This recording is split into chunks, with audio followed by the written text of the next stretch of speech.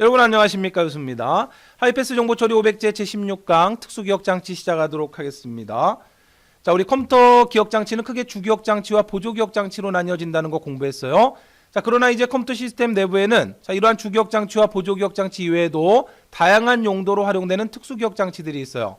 자, 그 중에 캐시기억장치는 우리 공부한 적이 있죠. 자, 이번 시간에 좀 더 자세히 정리를 해보고요. 연관기억장치와 가상기억장치, 복수모듈기억장치를 이번 시간에 정리해 보도록 하겠습니다. 자, 또 새로운 용어들이 등장했어요. 자, 연관기억장치나 가상기억장치, 복수모듈기억장치 각각의 특수기억장치는 자, 어떠한 용도로 활용되고 각각 어떤 특징을 가지고 있는지만 정확하게 이해하시면 어렵지 않게 문제 풀어낼 수 있어요. 자, 그러면 특수기억장치 본격적으로 시작해 보도록 하겠습니다. 자, 그러면 151번 캐시기억장치부터 정리 시작해 보도록 하겠습니다. 자, 우리 캐시메모리 언제 공부했을까요? 자, 우리 주기억장치 램을 공부하면서 캐시메모리를 공부했어요. 자, 다시 한번 빠른 속도로 정리해 보도록 하겠습니다. 자, 램의 종류는 D램이 있고 S램이 있다는 거 기억나시죠? 자, 다이나믹 램, 동적 램, 스피드 램. 자, 정확히는 스태틱 램이죠. 정적 램. 자, 이런 D램은 콘덴서로 구성되어 있다. 자, 콘덴서는 곧 배터리라고 이야기했어요. 그죠? 자, 콘덴서로 구성되어 있다라고 했고, 이러한 S램은 빠른 플립플로페로로 구성되어 있다고 했던 거 기억나십니까? 오케이. 자, 이 정도 기억하셔야 되겠고요. 자, 이러한 D램은 배터리의 원리와 같기 때문에 재충전을 해야 된다. 리프레시라고 하죠. 자, 그러나 S램은 재충전을 하지 않기 때문에 빠르다고 이야기했어요. 자, 그래서 우리 D램은 일반적으로 우리가 사용하는 주기억장치 램을 이야기할 때, 메인 메모리를 이야기할 때 D램을 이야기하는 거고요. 자, S램은 빠른 캐시 메모리에 사용된다고 했던 거 기억나십니까? 오케이. 자, 우리 여기까지 정리했어요. 자, 그런데 우리 플립플로페로도 또 따로 정리했죠. 플립플로페로 종류는 D형, T형, RS형, JK형이 있다는 거 기억나시나요? 자, 각각의 플립플롭의 특징까지 공부했습니다. 그러면서 뭐라고 이야기했냐면 플립플로페로는 1비트 기억 소자다라고 이야기했고요. 자, 그리고 빠른 레지스터의 구성 소자다. 다시 말하면 플립플로페로가 모여서 레지스터를 구성한다라고 이야기했어요. 자, 1비트 기억 소자니까 32비트 레지스터다 그러면 플립플롭 32개가 모여서 하나의 레지스터를 구성한다라고 이야기했죠. 그러면 결과적으로 봤을 때 레지스터를 구성하는 소자도 플립플로페로고, 자, 캐시 메모리는 S램으로 구성되어 있는데 S램도 플립플로페로로 구성되어 있다라고 했으니까 결과적으로 보면은 캐시 기억장치나 또는 레지스터는 둘 다 플립플로페로로 구성되어 있는 거예요. 그러니까 하드웨어적으로는 차이가 없는 겁니다. 무슨 이야기인지 이해되시죠? 그죠? 자, CPU 내부의 초고속 기억장치 레지스터도 플립플로페로로 구성되어 있고요. 자, 캐시 메모리도 결국은 플립플로페로로 구성되어 있어요. 자, 따라서 하드웨어적으로는 차이가 없고, 자, 단지 CPU 내부에서 자, 레지스터는 자, CPU 내부에는 수많은 레지스터들이 존재하죠. 자, 범용과 특수용 레지스터가 있다라 했어요. 다양한 용도로 연산장치와 제어장치에 포함되어 있는 특수용 레지스터들이 있고, 자, 여러 가지 데이터를 저장해 놓고 처리하기 위한 범용 레지스터가 있다라고 이야기했죠. 그죠? 자, 이러한 레지스터들의 사용 용도와 자, CPU 내부에는 또다시 캐시 메모리도 있어요. 캐시 메모리는 CPU 내부에도 있고 CPU 외부에도 있어요. 자, CPU 내부에 존재하는 이러한 캐시 메모리를 내부 캐시 메모리라고 이야기하고요. 자, CPU 외부에 존재하는 캐시 메모리를 외부 캐시 메모리라고 이야기합니다. 당연히 이게 더 좋겠죠. 그죠? 자, CPU 내부에서 바로바로 가져가서 처리할 수 있으니까, 레지스터로 바로 보내줄 수 있으니까 내부 캐시 메모리가 더 좋은 거죠. 그 다음 내부 캐시 메모리를 다른 말로 1차 캐시라고도 하고요. 외부 캐시 메모리를 2차 캐시 메모리라고도 해요. 자, 그러나 이러한 용어는 시험에 잘 등장하는 건 아니니까 기억만 해두시기 바랍니다. 자, 정리하자면 결과적으로 캐시 메모리나 레지스터는 같은 플립플로페로로 구성되어 있는 건데 CPU 내부에서 또는 외부에서 어떠한 용도로 사용되느냐, 사용되는 용도 자체가 차이가 있을 뿐이지 하드웨어적으로는 같다라고 생각하시면 되는 거예요. 자, 그러면 CPU 내부에 가장 빠른 기억장치가 레지스터라고 이야기를 했어요. 그리고 자, 주기억장치 메인 메모리에 여러 가지 프로그램, 명령과 데이터가 저장되어 있죠. 자, CPU는 주기억장치 메인 메모리로 주소를 보냅니다. 그죠? 자, 필요한 명령이나 데이터를 찾기 위해서 주소를 보내서 메인 메모리에서 그 데이터나 명령을 찾으면 CPU에 메모리 버퍼 레지스터로 보내주죠. 근데 문제는 이 메인 메모리는 D램으로 구성되어 있기 때문에 재충전을 하는 동안 데이터를 보내지 못합니다. 따라서 속도가 느려요. CPU 속도는 엄청나게 빠른데 주기억장치 속도가 그 속도를 못 따라갑니다. 그래서 만들어낸 특수기억장치가 바로 뭐다? 그렇죠. S램으로 구성된 캐시 메모리를 만든 거예요. 꼭 기억하셔야 됩니다. 따라서 캐시 메모리는 위치를 꼭 기억하셔야 돼요. 빠른 CPU와 자, CPU와 비교했을 때 상대적으로 느린 주기억장치 사이의 위치에서 자, S램으로 구성된 재충전을 하지 않는 캐시 메모리가 자, 자, CPU가 원하는 것을 언제든지 그러니까 주기억 장치에서 미리 캐시 메모리로 데이터 블럭을 옮겨 놓는 겁니다. 자, 지금 CPU가 사용하고 있는 데이터 블럭을 미리 캐시 메모리로 옮겨 놓는 거예요. 그러면 CPU는 느린 주기억 장치를 찾아갈 필요 없이 캐시 메모리에서 바로바로 찾아가면 빠르게 처리할 수 있다는 거죠. 무슨 소린지 이해되셨나요? 자, 캐시 메모리의 위치를 반드시 기억하셔야 되고 시험 문제 너무너무 잘 나와요. 빠른 CPU와 느린 주기억 장치 사이의 위치에서 자, 중앙 처리 장치 CPU가 원하는 데이터를 자, 미리 주기억 장치에서 캐시 메모리로 옮겨다 놓고 CPU가 원할 때마다 바로바로 왜? 재충전을 하지 않으니까 빠른 속도로 CPU에게 보내주는 역할을 수행하는 메모리가 바로 캐시 메모리예요. 따라서 용량으로 봤을 때 레지스터는 기껏 해봐야 하나의 레지스터가 32비트밖에 안 돼요. 그러나 캐시 메모리는 자, 메가 단위의 용량을 가지고 있죠. 자, 메가 단위도 안 가져요. 킬로바이트 용량을 갖습니다. 자, 그리고 메인 메모리 주기억 장치는 우리 메가 단위나 기가 단위의 용량을 갖죠. 그러니까 용량으로 봤을 때는 뭐가 제일 커요? 메인 메모리가 용량이 크죠. 왜냐하면 D램은 집적도가 높다라고 이야기했어요. 그죠? 자, 집적도가 높다라고 하는 것은 기억 용량이 크다라는 이야기입니다. 용량이 크다. 자, 따라서 우리 메인 메모리는 이제 메가 단위에서 이제 메가 단위도 안 쓰고 이제 기가 단위로 넘어갔죠. 자, 수 기가바이트의 메인 메모리를 사용하고 있고요. 자, 캐시 메모리는 킬로바이트 용량을 갖습니다. 자, 그 다음에 레지스터는 32비트 정도의 용량을 가지니까 용량으로 보면 레지스터보다 캐시 메모리가 조금 더 커요. 그리고 캐시 메모리보다는 메인 메모리가 크죠. 당연히 메인 메모리보다는 또다시 보조 기억 장치가 더 크겠죠, 용량이. 자, 이러한 것들도 기억을 해두시고요. 자, 따라서 캐시 메모리는 주기억 장치 메인 메모리에서 CPU가 현재 사용하고 있는 중요한 데이터 블럭을 미리 옮겨 놓는 거예요. 캐시 메모리로 옮겨 놓게 되면은 CPU는 주기억 장치로 갈 필요 없이 1차적으로 캐시 메모리에서 찾아봅니다. 캐시 메모리에 없으면 2차적으로 메인 메모리를 찾아가겠죠. 자, 따라서 가급적이면 CPU가 메인 메모리를 찾아가지 않도록 캐시 메모리로 중요한 명령이나 데이터들을 옮겨 놓는 게 중요한 거예요. 이해되셨죠? 자, 캐시 메모리 정리 모두 끝났어요. 우리 교재로 내용 정리를 해보면 자, 주기억 장치는 CPU보다 훨씬 느리기 때문에 주기억 장치로부터 데이터를 CPU로 읽어오는 동안에 CPU가 한참을 기다려야 하는데 자, CPU와 주기억 장치의 속도를 가능한 같도록 하기 위한 기억 장치이다. 그렇다라고 해서 주기억 장치가 CPU와 실제 속도가 같아지는 거 아니죠. 그죠? 주기억 장치에 있는 중요한 CPU가 현재 사용하고 있는 데이터 블럭 또는 명령 블럭을 어디로? 캐시 메모리로 옮겨놓게 되면은 굳이 CPU가 주기억 장치를 찾아가지 않고 캐시 메모리에서 바로 찾아가게 되면은 CPU의 속도와 거의 비슷하게 필요한 내용들을 가져갈 수 있다라는 이야기예요. 바로 그러한 역할을 수행하는 기억 장치가 바로 캐시 메모리라는 이야기입니다. 자, CPU와 주기억 장치 사이의 정보 교환을 위해서 주기억 장치의 정보를 일시적으로 저장하는 버퍼. 자, 버퍼 메모리라고 하면은 임시 기억 장치란 뜻이에요. 영원히 기억하는 게 아니라 필요한 내용을 임시적으로 기억할 때 자, 우리는 버퍼 메모리라고 이야기합니다. 따라서 캐시 메모리는 필요한 내용들을 임시로 기억하는 버퍼 메모리의 기능을 수행하는 거고요. 자, 기억 장치의 접근 시간을 줄이기 때문에 컴퓨터의 처리 속도를 향상시킨다. 따라서 최근의 컴퓨터는 CPU가 빠른 것도 중요하지만 얼마나 캐시 메모리의 용량이 크냐, 그리고 이러한 캐시 메모리의 성능이 어느 정도 뛰어나냐, 이것도 컴퓨터 성능에 큰 영향을 미치는 거예요. 자, 속도가 빠르지만 가격이 고가죠. 자, 당연히 캐시 메모리가 빠르니까 캐시 메모리 용량을 굉장히 늘리면 좋겠지만 그러나 캐시 메모리는 일단 집적도가 낮고 가격이 고가이기 때문에 캐시 메모리의 용량을 무한정 늘릴 수는 없어요. 그렇기 때문에 자, 주기억 장치의 용량을 최근에는 많이 늘리고 캐시 메모리로 필요한 것들을 옮기는 기술들을 계속적으로 개발하는 거예요. 그럼 가급적 CPU가 주기억 장치를 찾아가지 않고 캐시 메모리에서 빠르게 모든 것들을 명령이나 데이터를 찾아가도록 만드는 기술이 중요한 겁니다. 오케이? 자, 이해되셨을까요? 자, 그러면 캐시 메모리에 대한 문제들 풀어보시면 거의 대부분 비슷한 문제들이죠. 중앙처리 장치의 속도와 주기억 장치의 속도차가 클 때 명령어의 수행 속도를 중앙처리 장치 속도와 비슷하게 만들기 위해서 사용되는 특수한 용도의 메모리가 뭐다? 그렇죠. 캐시 메모리입니다. 정답 2번이고요.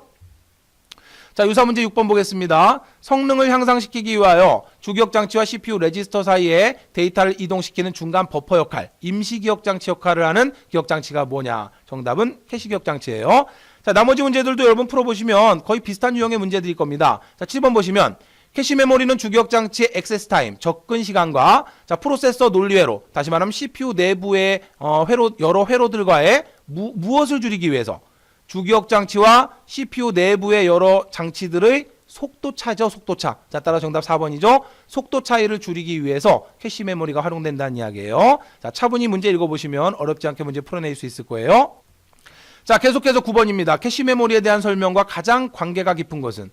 자, 내용에 의해서 접근되는 메모리다. 자, 이건 이번 시간에 공부할 연관 메모리예요. 자, 대형 컴퓨터 시스템에서만 사용된다. 아닙니다. 우리가 사용하고 있는 개인용 컴퓨터도 자, 모두 캐시 메모리를 가지고 있어요. 중앙처리 장치가 자주 접근하거나 최근에 접근한 메모리 블록을 저장하는 초고속 기억 장치이다. 자, 3번이 정확하겠죠? 중앙처리 장치가 자주 접근하거나 주기억 장치에서 자주 가져가거나 또는 최근에 사용하고 있는 데이터 블록을 저장하는 초고속 기억 장치가 캐시 메모리입니다. 자, 따라서 조금 유형이 변경돼서 출제됐지만 여러분들이 캐시 메모리의 원리를 정확히 이해하셨다면 어렵지 않게 문제 풀어낼 수 있을 거예요. 자, 그럼 마지막 10번 보겠습니다. 캐시 기억 장치의 특징 중 옳지 않은 것을 골라라. 고속이며 가격이 저가이다. 1번이 틀렸죠. 자, 캐시 메모리는 자, SRAM은 가격이 고가라 그랬어요. 자, 따라서 고속이며 가격이 고가라고 해야 됩니다. 자, 주기억 장치와 CPU 사이에 버퍼 기능을 수행하죠. 기억 장치의 접근 시간을 줄이기 때문에 컴퓨터의 처리 속도를 향상시킬 수 있어요. 자, 수십 킬로바이트에서 수백 킬로바이트의 용량을 사용한다. 그래서 용량이 크지는 않다라고 하는 거 기억을 하시기 바랍니다. 자, 오케이. 캐시 기억 장치의 정의 모두 끝났습니다. 자, 그러면 캐시 메모리의 적중률 정리해 보도록 하겠습니다. 자, 캐시 메모리의 적중률이라고 하면 히트 레티오라고 하는데 캐시 메모리에서 사용되는 용어예요. 적중률은. 자, 일단 시험 문제에 나오니까 기억해 두시고요.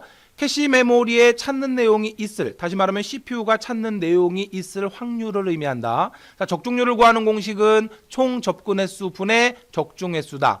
자, 정리하자면 아무것도 아닌 거죠. 자, CPU가 캐시 메모리로 무언가를 요청합니다. 자, 예를 들어서 중앙처리 장치 CPU가 캐시 메모리를 총 10번 접근을 했어요. 자, 이 캐시 메모리예요.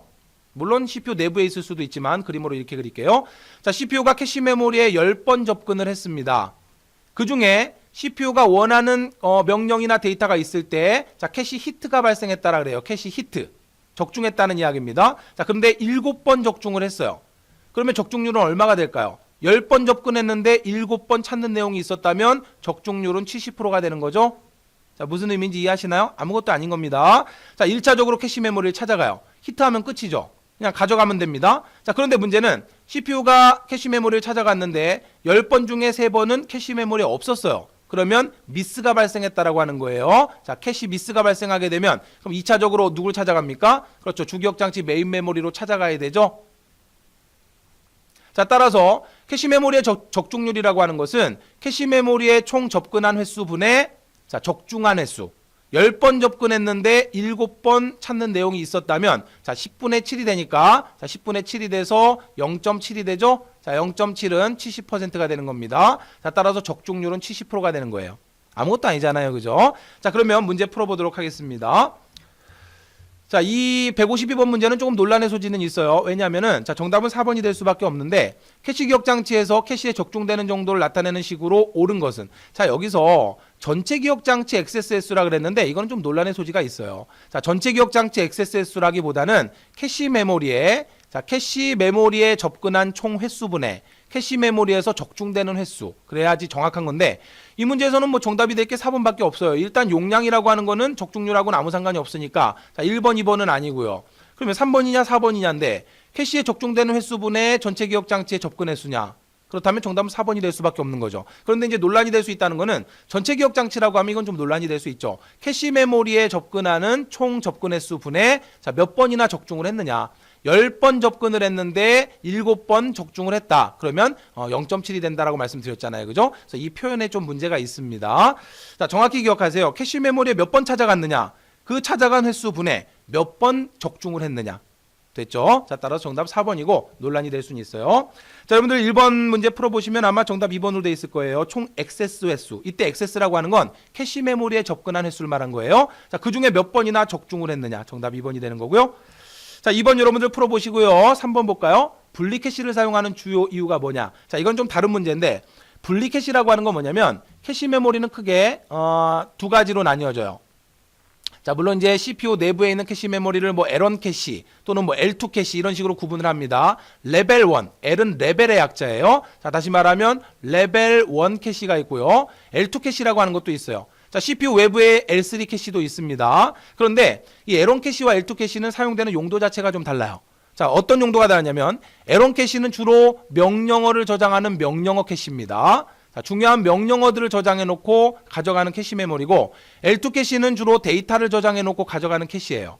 다시 말하면 CPU가 명령을 가져갈 때는 L1 캐시로 접근을 하고요. 자, CPU가 뭔가 데이터를 가져갈 때는 L2 캐시로 접근을 합니다. 그러면 이걸 분리 캐시라고 하는 거예요. 자, 다시 말하면 분리 캐시라고 하는 거는 명령을 저장하는 명령 캐시와 데이터를 저장하는 데이터 캐시로 나뉘게 된다는 이야기죠. 이걸 왜 사용하느냐?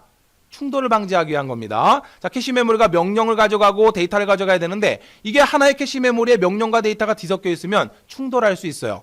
자, 이건 나중에 여러분들이 우리 병렬 처리를 공부할 때 아마 공부하게 될지 모르겠는데, 자, 어쨌든 기억해 두세요. 하나의 캐시 메모리에 명령과 데이터가 모두 뒤섞여 있으면 CPU가 명령과 데이터를 그때그때 가져갈 때 충돌이 발생할 수 있어요. 그렇기 때문에 명령을 따로, 데이터를 따로 분리해서 자, L1 캐시 메모리에 명령을 정리하고 L2 캐시 메모리에 데이터를 저장해서 자, 명령을 가져갈 때는 L1 캐시 메모리로, 데이터를 가져갈 때는 L2 캐시 메모리로 접근하는 자, 이러한 것을 분리 캐시 방식이라고 이야기합니다. 자, 따라서 분리 캐시를 이용하는 방법은 캐시의 접근 충돌을 제거하기 위한 거라는 거. 자, 기억만 해두세요. 한번 출제된 적이 있습니다. 자, 다음과 같은 값을 가지는 자, 이 문제는요. 한 번 출제, 두 번 출제가 됐죠. 근데 내용이 어렵죠. 여러분들 밑에 유수의 조언이라고 제가 내용 정리를 해드렸으니까 자, 내용 보시고요. 어려워요. 그냥 암기하시고 문제가 만약에 나온다면 똑같이 나옵니다. 정답 그냥 암기하셔도 상관없어요. 자, 이 문제 제가 설명드리려면 또 시간 많이 걸리니까 여러분들 그냥 유수의 조언 보시고 정답 암기하시기 바랍니다. 자, 5번 봅니다. 전체 기억장치 액세스 횟수가 50이고 자, 그러면 총 50번 찾아갔다는 이야기잖아요. 자, 50번 찾아갔는데 그 중에 원하는 데이터가 캐시에 있는 횟수가 45번이랍니다. 그러면 총 접근 횟수 50분에 적중한 횟수가 45가 되니까 그러면 이 문제는 함정이 있는데 성격 급하신 분들은 자, 나눗셈 수행하니까 0.5945가 되니까 0.9가 되네. 정답 1번 고르신 분들 많아요. 모르고 틀리는 게 아니라 알면서 너무 급하게 문제를 풀어서 틀린 거예요. 이 문제에서는 캐시 적중률을 구하라고 한 게 아니라 캐시 미스율을 구하라 그랬어요. 자, 우리가 구한 0.9라고 하는 다시 말하면 90%가 되는 거죠. 자, 이 90%라고 하는 0.9는 이거는 적중률입니다. 히트레티오예요. 자, 다시 말하면 이건 적중률입니다. 그런데 여기서 미스율을 구하라 그랬어요. 자, 따라서 어떻게 구해야 될까요? 1-0.9가 되는 거죠. 자, 따라서 미스율은 0.1이 되는 겁니다. 그래서 정답은 1번이 아니라 4번이에요. 무슨 말씀인지 이해되시죠? 자, 0.9는 적중률입니다. 그런데 문제에서는 캐시의 미스율을 구하라고 했기 때문에 정답은 4번입니다. 자, 이런 문제 나왔을 때 너무 급하게 문제 풀지 마시고 침착하게 문제 해결하시기 바랍니다. 자, 오케이. 이렇게 해서 캐시 메모리의 적중률 모두 끝났어요. 자, 그러면 계속해서 153번 캐시 메모리의 매핑 프로세스 정리하도록 하겠습니다. 자, 매핑 프로세스라고 하는 생소한 용어가 또다시 등장했어요. 자, 매핑이라고 하는 용어는 우리 공부하면서 가끔 보이게 될 용어인데 함수의 사상 또는 대응을 말하는 거예요. 자, 어떻게 대응되느냐. 자, 따라서 매핑은 대응이라는 뜻 또는 사상이라는 의미로 번역을 해서 해석하시면 돼요. 자, 그럼 매핑 프로세스라고 하는 건 뭐냐면 주기억 장치로부터 캐시 기억 장치로 데이터를 옮기는 방법이다, 전송하는 방법이다 이렇게 정리가 되어 있는데 이게 무슨 이야기냐면 주기억 장치는 용량이 크죠. 캐시 메모리는 용량이 작아요. 자, 그러면 주기억 장치에서 많이 사용하는 명령이나 데이터를 캐시 메모리로 미리 옮겨다 놓으면 그러면 CPU는 주기억 장치를 찾아가지 않고 캐시 메모리에서 빠르게 찾아가면서 처리할 수 있다라고 이야기했죠. 자, 이때 매핑 프로세스라고 하는 건 뭐냐면 주기억 장치에 예를 들어서 메모리 100번지에 있던 명령이나 데이터가 자, 명령이 될 수도 있고 데이터가 될 수도 있겠죠. 자, 100번지에 있던 이 내용이 캐시 메모리로 옮겨질 때 캐시 메모리에 어디에 대응시킬 거냐, 어느 위치로 대응시킬 거냐. 자, 더 정확히 말하면 캐시 메모리에 어느 위치에 놓을 거냐. 자, 이것을 이제 매핑 프로세스라고 하는 거예요. 자, 이 100번지의 명령이나 데이터를 캐시 메모리의 이 부분에 갖다 놓을 거냐, 아니면 이 부분에 적재할 거냐, 아니면 이 부분에 적재할 거냐. 자, 이러한 방법론입니다. 자, 이것이 바로 매핑 프로세스예요. 자, 일단 시험 문제 등장하는 것은 매핑 프로세스의 종류가 시험 문제 나오니까 반드시 암기하셔야 됩니다. 자, 직접 매핑이라고 하는 다이렉트 매핑이 있고요. 자, 두 번째 어소시에이티브 매핑. 자, 다시 말하면 연관 사상, 연관 매핑이라고도 합니다. 적어 두세요. 자, 따라서 연관 매핑법. 자, 세 번째로 세트 어소시에이티브. 다시 말하면 집합 연관 사상이라고 합니다. 자, 따라서 집합 연관 매핑이다. 자, 세 가지 용어들 기억해 두시길 바래요. 자, 일단 시험 문제에 종류가 등장합니다. 여러분들 유사 문제 보시면 나오지만 주기억 장치로부터 캐시 메모리로 데이터를 전송하는 매핑 방법이 아닌 게 뭐냐. 자, 그리고 정답은 황당한 게 등장해요. 무슨 뭐 버퍼 매핑 또는 뭐 릴레이티브 매핑, 상대 매핑이라는 이런 거 없어요. 자, 그다음 무슨 뭐 데이터베이스 매핑, 말도 안 되는 용어가 정답으로 등장하니까 여러분들 유사 문제 풀어보시면 금방 정답 찾을 수 있을 거예요. 자, 세 가지 꼭 기억하세요. 직접 사상, 자, 연관사상이라고 하는 어소시에이티브 매핑, 집합 연관사상이라고 하는 세트 어소시에이티브 매핑. 자, 그리고 우리 교재 보면 자세하게 각각의 방법에 대해서 자료가 정리되어 있는데 만약에 여러분들이 계리직이나 전산직과 같은 자, 이러한 공무원 시험을 준비하신다면 자, 공무원 시험에 등장하는 컴퓨터 일반에서는 자, 이러한 내용이 상세하게 나옵니다. 어떻게 매핑을 하느냐. 그러나 우리 정보처리 기사산업 기사를 공부하는 데 있어서는 자, 이러한 부분이 자세하게 나오지 않기 때문에 이 내용까지 여러분이 기억하실 필요는 없어요. 단지 시험 문제 잘 나오는 건 뭐가 잘 나오냐면 직접 매핑 방법이 잘 나오는데 이 부분만 꼭 기억하세요. 자, 만약 같은 인덱스를 가졌으나 다른 태그를 가진 2개 이상의 워드가 반복적으로 접근된다면 자, 이 말도 다 필요 없고 요것만 딱 기억하시면 돼요. 적중률이 상당히 떨어질 수도 있다는 거. 자, 시험 문제 이게 나옵니다. 자, 무조건 적중률이 떨어지 이런 말 기억하지 마시고 어렵잖아요. 인덱스가 뭐고 태그가 뭐고 어려우니까 기억하지 마시고 적중률이 상당히 떨어질 수도 있는 게 뭐냐? 그러면 직접 매핑이에요. 아시겠죠? 요거 하나만 딱 기억하시면 되는 거예요. 자, 따라서 직접 매핑보다 더 좋아진 게 연관사상법이라고 하는 어소시에이티브 매핑이고 자, 이거보다 또 더 좋아진 게 세트 어소시에이티브 매핑이라고 하는 거예요. 자, 각각의 방법에 대해서는 자, 간단하게 설명을 드리도록 할게요. 자, 문제 풀면서 설명을 드리겠습니다. 자, 153번 볼게요. 주기억 장치로부터 캐시 메모리로 데이터를 전송하는 매핑 프로세스 방법이 아닌 게 뭐냐? 자, 정답은 그죠? 버추얼 매핑 이런 거 없어요. 자, 나머지 문제들 보시면 황당한 용어들이 정답으로 등장할 겁니다. 기억하시고요. 자, 그러면 각각의 방법을 제가 간단히만 설명을 드릴게요. 원리만 기억하시면 돼요. 보세요. 예를 들어서 주기억 장치가 이렇게 있어요. 주기억 장치 이쪽에다 그릴까요? 이쪽에다 그릴게요. 그리고 자, 여기 캐시 메모리가 있다라고 해보죠. 자, 그러면 보세요. 예를 들어서 주기억 장치 주소를 제가 한번 이렇게 써볼게요. 00001번지. 자, 그럼 주소가 계속 있겠죠. 00, 010, 00011 계속 나갈 거예요. 그죠? 자, 그러다가 이제 어떤 주소가 나올 수 있냐면 예를 들어서 01001번지도 있겠죠. 자, 그리고 주소가 계속 되다가 자, 예를 들어서 10001번지도 있겠죠. 자, 계속 주소가 반복되다가 또다시 이제 11001번지도 있을 거예요. 그죠? 그러면 자, 우리 캐시 메모리로 주소를 옮길 때 자, 이 실제 메모리 주소 값 중에 일부 주소를 캐시 메모리의 주소로 씁니다. 다시 말하면 자, 지금 5비트를 사용하지만 앞에 2비트를 빼버리고 자, 예를 들어 뒤쪽에 있는 3비트만 주소를 사용한다라고 정해보죠. 그러면 자, 이 캐시 메모리의 주소로 사용될 메모리 주소 중에 일부분을 이걸 뭐라 그러냐면 태그 주소라고 이야기를 해요. 기억해 두세요. 자, 이거 시험 문제에 등장했고 여러분들 유사 문제 1번 보시면 캐시에 기억시키는 블록 주소의 일부가 뭐냐라고 나올 거예요. 정답은 태그입니다. 자, 이 태그 주소라고 하는 건데 예를 들어서 00001번지에 A라고 하는 값이 저장되어 있고요. 자, 01001번지에 B가 저장되어 있고 10001에 C, 11001에 D라고 하는 값이 저장되어 있다라고 예를 들어봐요. 그러면 직접 매핑 방법이라고 하는 건 뭐냐면 자, 캐시 메모리에 001번지가 있고 그 다음 010번지가 있고 011번지 자, 이렇게 해서 111번지까지 있다라고 예를 들어보죠. 자, 이렇게 해서 캐시 메모리는 3비트의 태그 주소를 이용합니다. 따라서 자, 주기억 장치의 00001번지에 있는 A라고 하는 이 데이터는 다른 위치로 갈 수가 없어요. 캐시 메모리로 만약에 이 데이터가 옮겨진다면 무조건 여기로 대응되는 겁니다. 다시 말하면 태그 주소가 001번지이기 때문에 자, 이 A라고 하는 값은 다른 곳으로 갈 수 없고 001번지로 밖에 못 들어와요. 무슨 이야기인지 이해되셨죠? 이게 직접 매핑이에요. 태그 주소를 이용해서 이 태그 주소 값으로 해당 캐시 메모리의 태그 주소 번지로 옮겨버리는 겁니다. 그러니까 A라고 하는 00001번지의 데이터는 캐시 메모리의 001번지로 밖에 못 오는 거예요. 근데 문제가 뭐냐면 001번지 태그 주소를 갖는 놈이 여기 또 있단 말이죠. 01001번지. 자, 주기억 장치에 01001번지에 B라는 값이 있는데 이놈도 만약에 캐시 메모리로 간다면 다른 데로 갈 수가 없죠. 그죠? 이놈도 오직 여기로밖에 못 가는 거예요. 마찬가지입니다. 10001번지도 역시 마찬가지로 이 C라고 하는 값도 태그 주소가 001번지이기 때문에 다른 위치로는 못 갑니다. 오직 D라는 이 값도 자, 오직 태그 주소 값만을 가지고 001번지로 밖에 못 가는 거예요. 이게 바로 다이렉트 매핑법입니다. 가장 간단하죠. 가장 간단하지만 문제가 되는 게 뭐냐면 만약에 CPU가 지금 A를 필요로 해요. 근데 CPU가 또 C를 필요로 합니다.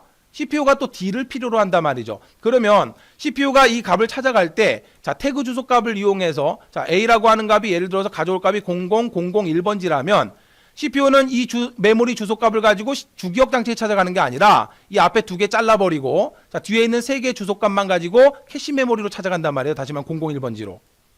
무슨 의미인지 이해되셨습니까? 자, CPU가 가져올 데이터가 0001번지 데이터입니다. 자, 보세요. 지금 여기는 ABC라고 미리 제가 써놨지만, 자, 이렇게 보는 거예요. CPU가 지금 필요로 하는 데이터가 00001번지 데이터가 필요합니다. 그럼 메모리로 안 갑니다. 가지 않고 앞에 있는 두 개 주소 빼버리고 이 태그 주소 값을 가지고 캐시 메모리를 찾아가요. 그래서 A라는 값을 CPU가 가져오겠죠. 자, A라는 값을 CPU가 가져와서 사용할 거예요. 근데 CPU가 지금 또 필요로 하는 데이터가 갑자기 01001번지 값이 필요하답니다. 그러면 CPU는 앞에 있는 두 주소 무시하고, 자, 이 주소 값으로 001번지를 찾아갈 건데, 그럼 A라는 값을 가져올 거 아니에요. CPU가 지금 필요로 하는 건 01001번지니까 요 놈인데 전혀 다른 값을 가져오게 되죠. 그러니까 캐시 미스가 일어나는 겁니다. 그죠? CPU가 원하는 값이 아니에요. 그죠? 자, CPU는 01001번지에 해당하는 B를 가져와야 되는데, 지금 001번지, 캐시 메모리의 001번지 태그 주소에는 A가 있어요. 따라서 캐시 미스가 일어나 버리죠? 따라서 안 됩니다. 그러면 다시 메모리로 가서 이 B라고 하는 데이터를 어떻게 해야 된다? CPU로 가져오거나 또는 캐시 메모리로 보내서, 자, 캐시 메모리에서 또 다시 CPU로 이렇게 가져와야 된단 말이죠. 그러니까 어떻게 돼 버려요? 이럴 때 적중률이 상당히 떨어져 버리죠. 자, CPU가 또 다시 11001번지의 값을 필요로 합니다. 자, 11001에는 D라고 하는 값이 있는데, 그러면 이 두 개 주소 무시하고 001이라고 하는 태그 주소로 캐시 메모리를 찾아가잖아요. 캐시 메모리 찾아갔더니 전혀 엉뚱한 B라는 값이 저장되어 있잖아요. 캐시 미스가 일어났죠. 이해되셨습니까? 자, 따라서 다시 메인 메모리로 가서 11001번지로 찾아가서 D라는 값을 캐시 메모리로 가져와서 그리고 CPU로 다시 보내야 된단 말이죠. 이해되셨나요? 따라서 직접 매핑 방법은 가장 단순한 방법이에요. 자, 메모리의 주소값의 일부를 태그 주소로 이용해서, 자, 이 태그 주소값을 가지고 캐시 메모리에 위치하도록 하는 건데, 문제는 동일한 태그 주소값을 갖는 이러한 데이터들을 CPU가 요청을 할 때 충돌이 발생하기 때문에 미스가 발생하죠. 그죠? 미스가 일어나기 때문에 효율이 극히 떨어질 수 있다는 겁니다. 이게 바로 직접 매핑법이에요. 의미만 이해하시면 되는 겁니다. 아시겠죠?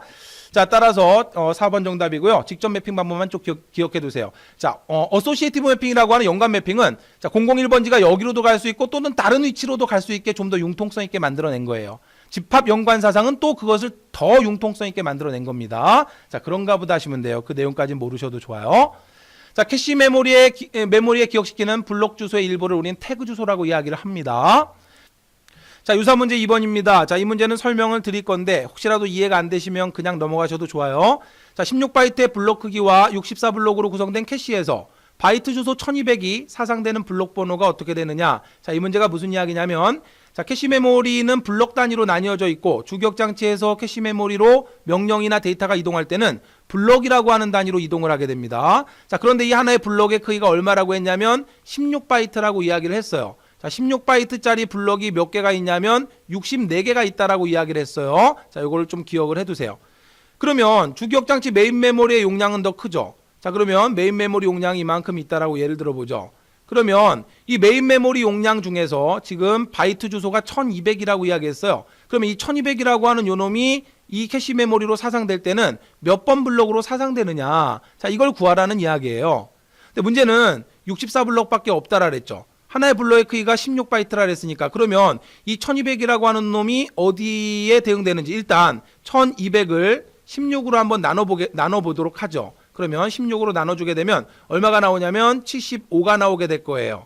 그죠? 다시 말하면 이 1200바이트 주소는 75번 블록에 속하게 되는데, 문제는 몇 개 블록밖에 없어요. 64블록까지밖에 없단 말이죠. 자, 따라서 이 주기억 장치의 64번 블록에 해당하는 이 데이터, 다시 말하면 1번 블록부터 64번에 해당하는 블록까지는 그냥 바로 이렇게 대응을 시키면 되겠죠.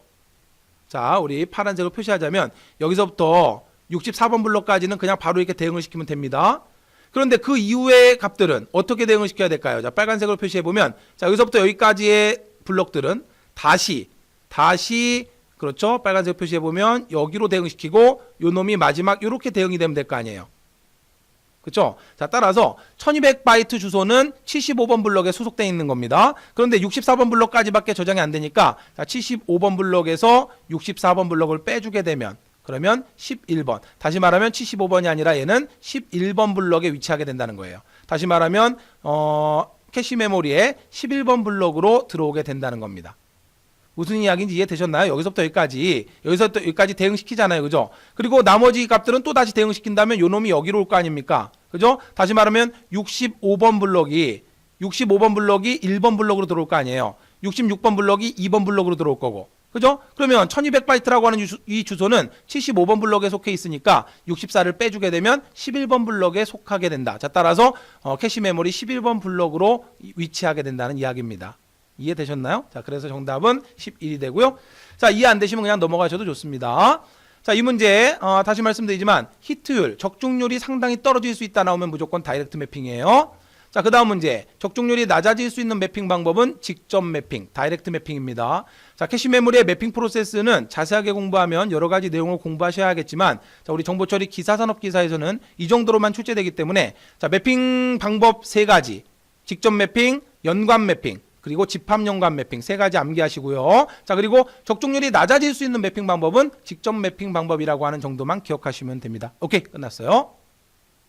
자, 그러면 캐시 메모리와 관련된 여러 가지 기타 문제들 살펴보도록 하겠습니다. 자, 먼저 154번입니다. 프로세서가 수행될 때 나타나는 지역성을 응용해서 접근 속도를 빠르게 하는 캐시 메모리에서 변화된 캐시의 내용을 주기억 장치로 기록하는 방법이 아닌 것은. 자, 결국 문제를 길게 표현했지만, 자, 문제에서 묻고 있는 것은 변화된 캐시의 내용을 주기억 장치에 기록하는 방법이 아닌 걸 고르라는 이야기예요. 자, 일단 이 문제의 정답은 4번 라이트 올은 없어요. 자, 3가지 방식이 있는데, 자, 이 중에 1번 라이트 스루 방식과 라이트 백 방식만 조금 기억을 해두시면 됩니다. 자, 그런데 문제를 읽다 보면은 지역성이라고 하는 특이한 용어가 등장을 했어요. 자, 프로세서가 수행될 때 나타나는 지역성을 응용해서 접근 속도를 빠르게 하는 캐시 메모리라 그랬죠. 그죠? 그러면 캐시 메모리는 지역성의 특징을 이용한다는 이야기인데, 자, 이 지역성이라고 하는 용어가 앞으로 운영 체제에서도 나오고 계속 등장합니다. 자, 지역성이라고도 하고요. 또는 로컬리티라고도 합니다. 또는 뭐 참조의 국한성이라고도 이야기해요. 다 같은 말입니다. 이게 무슨 이야기냐면, 자, 데닝이라고 하는 학자가 주장한 이론인데, 우리 주기억장치 메인 메모리가 이만큼 있어요. 자, 여기 이제 다양한 프로그램들이 업로드되어 있겠죠. 그죠? 자, 메인 메모리 주기억장치에서 CPU는, 자, 예를 들어서 CPU가 여기에 있는 내용, 그 다음에 여기에 있는 내용, 그 다음 여기에 있는 내용, 이런 식으로 다양하게 요구를 하는 게 아니라 CPU는 항상 일정한 부분만 집중적으로 CPU가 요청하더란 이야기입니다. 왜냐면은 우리가 기본적으로 프로그램은 어떻게 실행된다 그랬어요? 순차적으로 실행된다 그랬잖아요. 예를 들어서 메모리 100번지의 명령을 실행했다면 그 다음 101번지 그리고 102번지, 물론 분기문이 나오게 되면 갑자기 건너뛰어서 이쪽으로 올 수도 있지만, 자, 이러한 분기문이 나오지 않는 한 계속적으로 CPU는 이 부분을 계속적으로 집중적으로 100번지, 그 다음은 101번지, 그 다음 102번지 이런 식으로 접근을 하겠죠.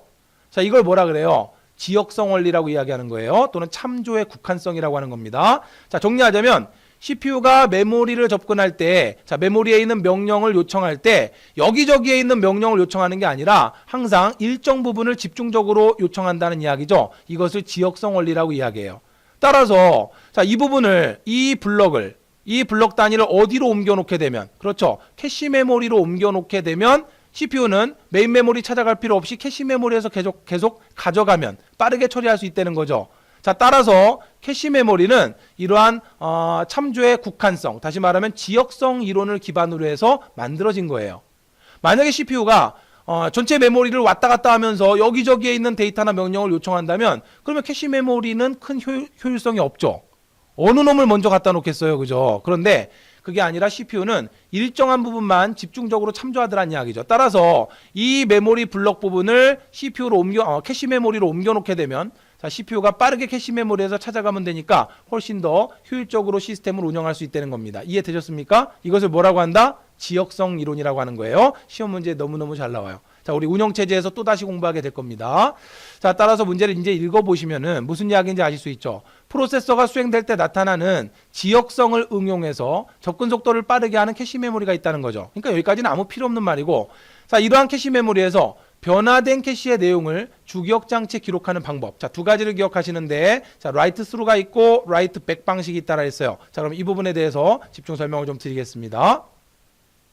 자, CPU가 있고 캐시 메모리가 있고 주기억 장치가 있어요. 자, 예를 들어서 주기억 장치에 있는 이 부분에 A라고 하는 값을 캐시 메모리로 옮겨놨어요. 그리고 이 A라고 하는 값을 CPU가 가져가서 뭔가 처리를 했어요. 그러면 이 중앙 처리 장치에서 A라고 하는 값을 처리를 해서 뭔가 A-라고 하는 값을 만들어냈어요. 그러면 이 A-라고 하는 값을 어떻게 주기억장치와 캐시 메모리에 저장을 하느냐.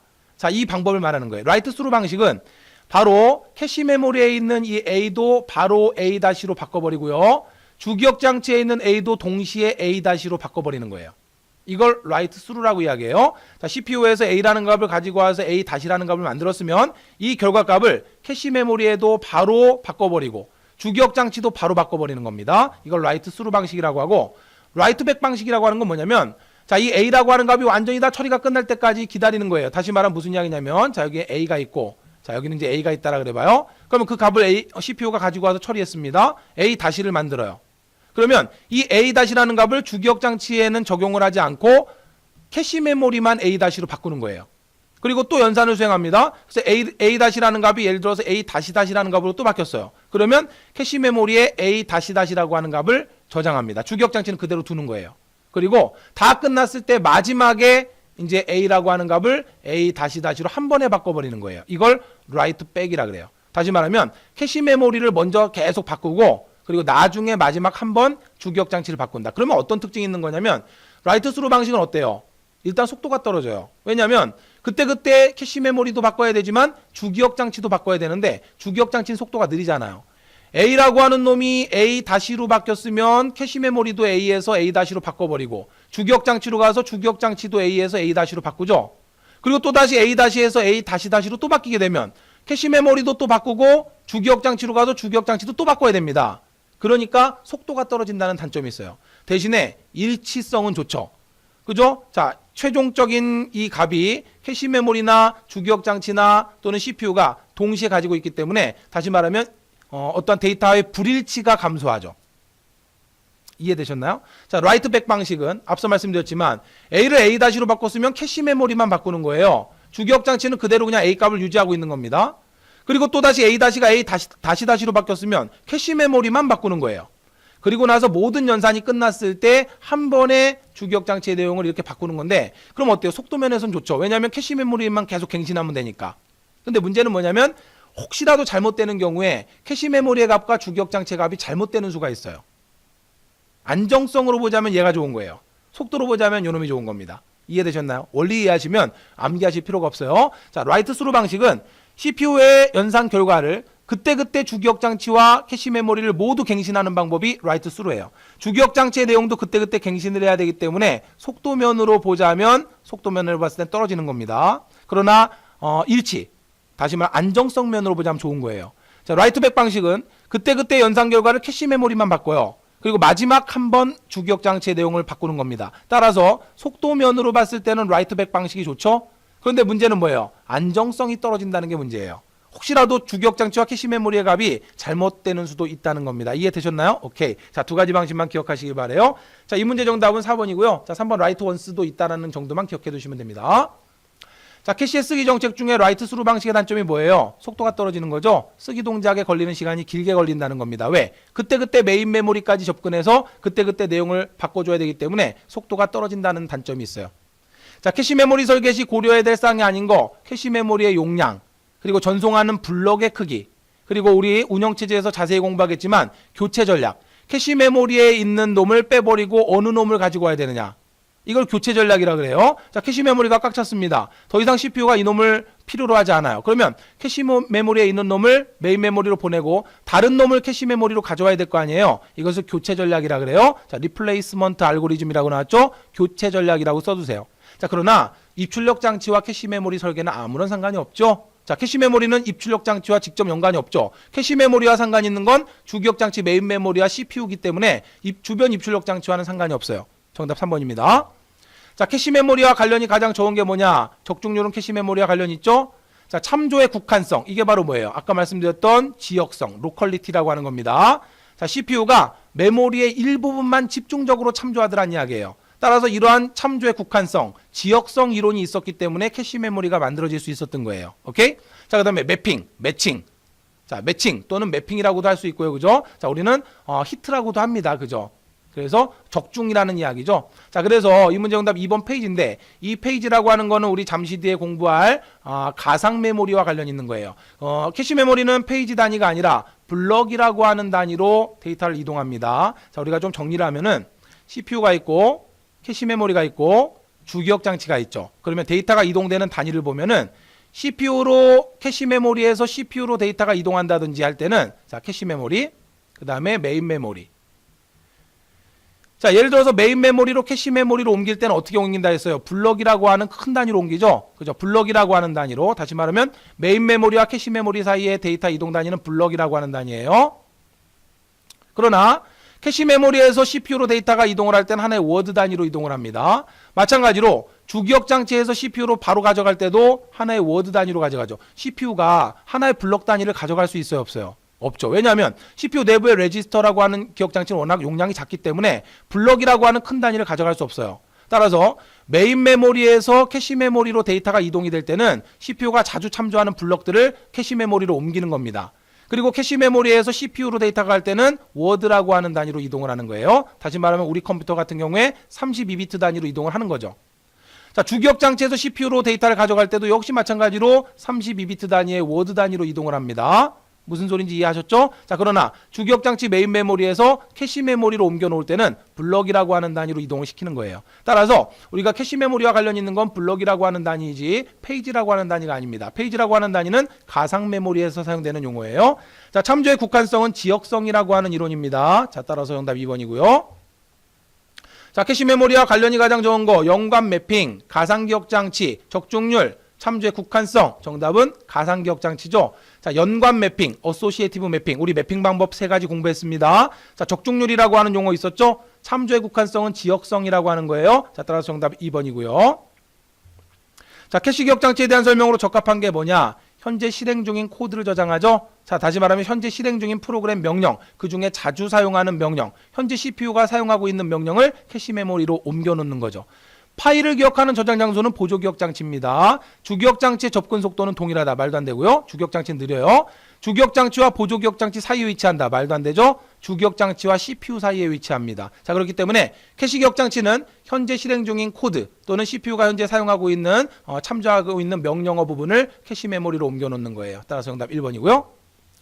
자, 다음 메모리 구조에 대한 설명 중 가장 옳은 거 골라라 쭉 읽어보시고 정답 1번이죠. 캐시 메모리는 현재 많이 쓰이고 있는 프로그램과 데이터를 가져다 놓는 거고요. 보조 기억 장치는 CPU가 지금 사용하지 않는 부분을 내려놓는 거예요. 특히 가상 메모리라 그랬죠. 자, 우리 조금 뒤에 가상 메모리를 공부할 건데 이 가상 메모리라고 하는 거는 현재 CPU가 실행은 하고 있지만 CPU가 참조하고 있지 않는 부분을 가상 메모리 공간으로 옮기는 겁니다. 따라서 가상 메모리는 CPU가 현재 쓰지 않는 부분을 저장하는 거고요. 캐시 메모리는 자주 사용하는 부분을 저장하는 거예요. 따라서 정답 1번입니다. 자, 8번과 9번에 보면은 교체 알고리즘 나왔을 텐데 그냥 정답만 보고 넘어가세요. 왜냐하면은 이 부분은 운영체제에서 자세하게 정리합니다. 자, 따라서 이런 게 있구나 정도만 보고 넘어가시면 됩니다. 자, 오케이. 이렇게 해서 캐시 메모리 모두 정리가 끝났습니다. 자, 우리는 이제 컴퓨터 내부에서 다양한 용도로 사용되는 특수기억 장치를 공부하고 있어요. 자, 이번에는 연관기억 장치 정리하도록 하겠습니다.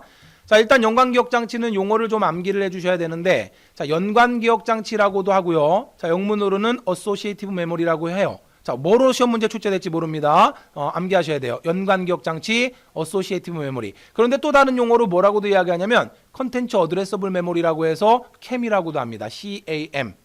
다 같은 용어예요. 반드시 기억해 두시길 바래요.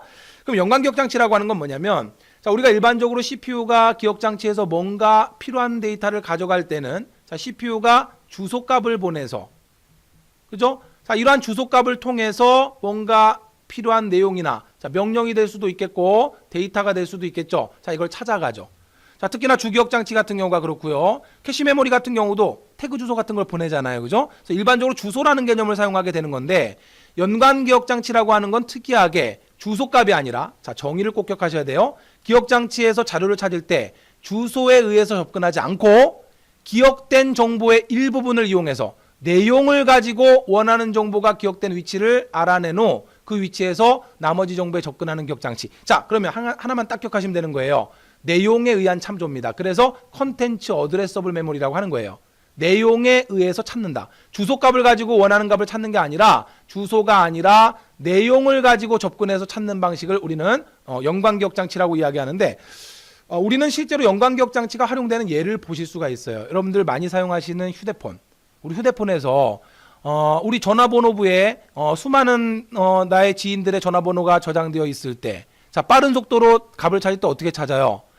그 사람의 전화번호의 일부분을 입력하든지, 예를 들어서 8421번이 기억난다. 그러면 8421이라고 하는 전화번호의 일부를 입력하든지, 아니면 그 사람이 김씨이다라고 했을 때 김이라고 하는 글자만 입력하면 김치성을 가진 사람들이 다 나오죠. 이거 생각하시면 간단해요. 자, 내가 전화번호를 찾을 때 내 휴대폰에 저장되어 있는 전화번호, 예를 들어서 내 지인이 2000명의 전화가 저장되어 있어요. 그 중에 전화번호 하나를 찾을 때 이걸 일일이 뒤져서 찾으면 너무나 늦잖아요. 그죠? 자, 밑으로 계속 내리면서 언제 찾습니까? 내가 지금 찾고자 하는 번호가 1999번째에 있다면 그러면 엄청나게 늦겠죠. 그런데 자, 내가 기억나는 일부, 자, 그 사람은 김씨야. 그러면 김이라고 입력을 한다든지, 또는 그 사람의 뒷자리 전화번호가 생각났어요. 8421번이라든지 이렇게 입력을 하게 되면 이 내용을 포함하고 있는 값들만 쭉 뽑아서 보여주죠. 그래서 내가 빠르게 전화번호를 검색할 수 있죠. 됐나요? 바로 이게 정확히 뭐의 개념이에요? 연관 메모리의 개념이에요.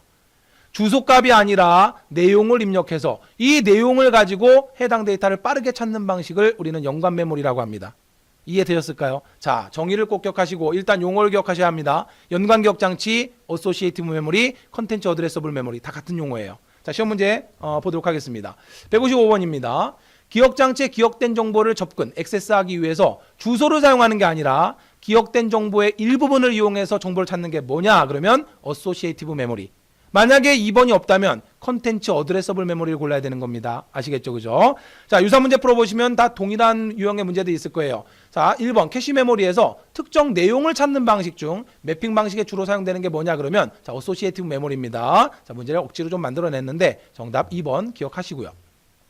자, 다음 기억장치 중 컨텐츠 어드레서블 메모리라 하는 게 뭐냐? 그러면 연관 기억장치 정답 4번이 되는 거예요. 자, 나머지 문제들 풀어보시면 다 똑같은 문제예요. 내용, 기억되어 있는 내용에 의해서 참조하는 그러한 기억장치가 뭐냐? 그러면 연관 메모리 또는 어소시에이티브 메모리, 컨텐츠 어드레서블 메모리를 찾으면 됩니다. 자, 유사 문제 풀어보시면서 암기하시길 바래요. 오케이. 자, 그러면 내용에 의해서 빠른 검색을 수행하는 연관 기억장치의 특징을 살펴보도록 할게요. 자, 일단 연관 기억장치는 자, 여기 나온 것처럼 캐시 기억장치나 가상 기억장치에 사용하는 매핑 테이블 구성에 주로 사용된다라고 했는데, 자, 우리 이제 앞으로 컴퓨터에서 테이블이라고 하는 용어를 보면, 자, 이 테이블이라고 하는 건 어떠한 책상을 의미하는 게 아니라요. 자, 표라는 뜻이에요. 표.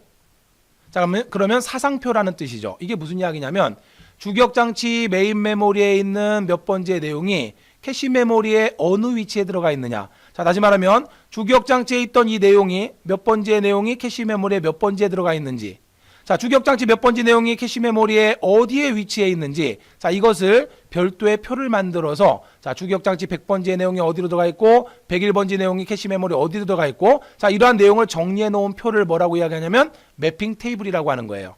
이때 자, CPU가 캐시 메모리를 찾아갈 때는 이 매핑 테이블에서 먼저 1차적으로 찾아서 위치를 찾아서 자, 어느 위치에 저장되어 있는지를 찾아서 그 위치를 바로 찾아가게 됩니다. 근데 이러한 매핑 테이블을 구성할 때 연관 기억 장치로 주로 구성을 하게 되면 빠르게 내용을 찾을 수 있다라고 해서 자, 캐시 기억 장치에서 매핑 테이블을 구성할 때 연관 메모리를 주로 사용합니다. 무슨 의미인지 이해되셨나요? 자, 주소에 의해서만 접근이 가능한 기억장치보다, 그러면 주소에 의해서 접근이 가능한 기억장치가 뭐예요? 바로 주기억장치나 여러 일반 기억장치들이죠. 자, 이것들보다 뭐가? 정보 검색이 신속하다, 빠르다. 자, 주소값에 의해서 찾는 것보다 훨씬 더 빠르게 내용을 찾을 수 있어요. 자, 그러면 연관 기억장치의 가장 큰 특징은 뭐냐면 고속이라는 거예요. 속도를 빠르게 하기 위한 거예요. 시험 문제에 여러분들 유사 문제 풀어보시다 보면 나올 거예요. 용량을 늘리기 위한 게 아닙니다. 메모리 용량을 늘리기 위한 것이 아니라고 하는 거 반드시 기억하셔야 합니다. 용량을 늘리기 위한 게 아니라 내용에 의해서 빠르게 검색하기 위한 거예요. 자, 그래서 앞서 말씀드렸던 우리 스마트폰에서 전화번호를 검색하는 그걸 생각하시면 간단한 거죠. 자, 빠르게 전화번호를 검색하기 위해서 내가 알고 있는 일부 내용을 입력하면 그 내용을 포함하고 있는 데이터만 걸러주잖아요. 이해되셨나요? 자, 따라서 빠르게 검색하기 위한 것이지 용량을 늘리기 위한 게 아닙니다. 다음 중 잘못 설명된 것을 골라라. 연관 메모리에 대해서 쭉 설명하고 따라서 용량을 늘리기 위해서 사용된다. 틀린 겁니다. 아시겠죠? 자, 병렬판 독회로가 있어야 하므로 하드웨어 비용이 크다. 자, 이것도 꼭 기억해 두세요. 자, 병렬판 독회로가 있어야 되기 때문에, 다시 말하면 별도의 하드웨어가 필요하기 때문에 하드웨어 비용이 비싸다는 이야기예요. 자, 무슨 이야기냐면, 병렬판 독회로라는 말이 무슨 이야기냐면, 예를 들어서 자, 저장되어 있는 전화번호 중에서 예를 들어서 뭐 010, 자, 010, 자, 잘 모르겠어요. 구글 잘 모르겠지만, 자, 그 사람의 전화번호가 분명히 45번으로 시작하더라. 뒷번호도 잘 모르겠어요. 그러면, 자, 내가 45라는 값을 입력하잖아요.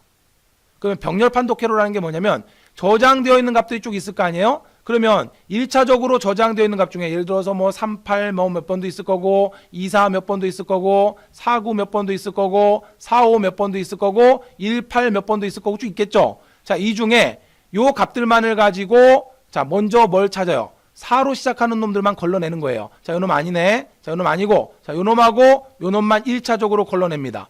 가만히 과정을 생각해 보세요. 스마트폰에서 내 전화번호 검색할 때 4를 딱 입력하면 4라는 값이 들어간 데이터만 이따 쭉 보이죠?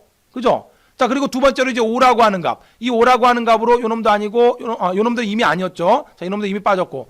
자, 걸러낸 값 두 개 중에서 그 중에서 다 볼 필요 없잖아요. 그죠? 자, 걸러낸 두 개 값 중에서 자, 요놈 9니까 요놈 아니네. 그다음 5니까 요놈이네. 그러면 일치하는 놈은 요놈이다라고 해서 요놈만 딱 출력 결과로 나오는 거죠. 무슨 의미인지 이해되시죠? 자, 이걸 이렇게 판독하는 별도의 하드웨어가 있어야 되기 때문에 자, 비용이 더 크다, 비싸다는 이야기예요. 그래서 이 과정을 잘 생각해 보세요. 스마트폰에서 전화번호 검색할 때 4 딱 입력하면은 4가 들어간 전화번호만 쭉 나오죠. 그리고 5를 입력하게 되면 4와 5라는 값을 가지고 있는 전화번호만 딱 걸러내지죠. 그죠? 이런 식으로 계속해서 검색을 해나가는 방법이에요. 그래서 병렬판 독회로가 있어야 되기 때문에 하드웨어 비용이 비싸다는 거예요. 시험 문제에는 연관기억장치가 저렴하다라고 나오면 틀린 겁니다. 아시겠죠? 자, 그리고 구성요소라고 해서 검색 데이터 레지스터. 자, 요 값. 내가 검색해야 되는 이 값을 저장하고 있는 레지스터가 검색 데이터 레지스터고요. 자, 마스크 레지스터라고 하는 게 바로 요 저장, 비교해야 될 요 값들. 요 값들을 가져오는 레지스터들이에요. 그리고 일치하느냐, 일치하지 않느냐. 요걸 표시하는 일치 지식이라고 하는 게 있어요. 자, 따라서 그냥 암기해 하셔야 될 부분입니다. 자, 이러한 구성 요소들을 가진 하드웨어가 필요하기 때문에, 그렇기 때문에 어떻다? 연관기억 장치는 비용이 크다, 비싸다는 거. 요거 하나 기억을 하시길 바래요. 오케이, 끝났습니다. 문제로 들어가죠. 자, 컨텐츠 어드레서블 메모리는 연관기억 장치를 말합니다. 특징으로 가장 옳은 거, 값이 싸다. 말도 안 됩니다. 구조 및 동작이 간단하다. 아닙니다. 명령어를 순서대로. 아닙니다. 저장된 내용의 일부를 이용해서 자, 저장된 내용으로 위치를 검색한다. 정답 4번이죠. 자, 계속해서 유사 문제 2번입니다. 연상 기억 장치, 연관 메모리 다 똑같은 말이에요. 자, 어소시에이티브 기억 장치의 특징이 아닌 거.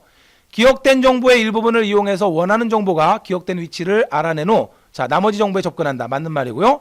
주소에 의해서만 접근이 가능한 기억 장치보다 정보 검색이 신속하다, 빠르다는 이야기죠.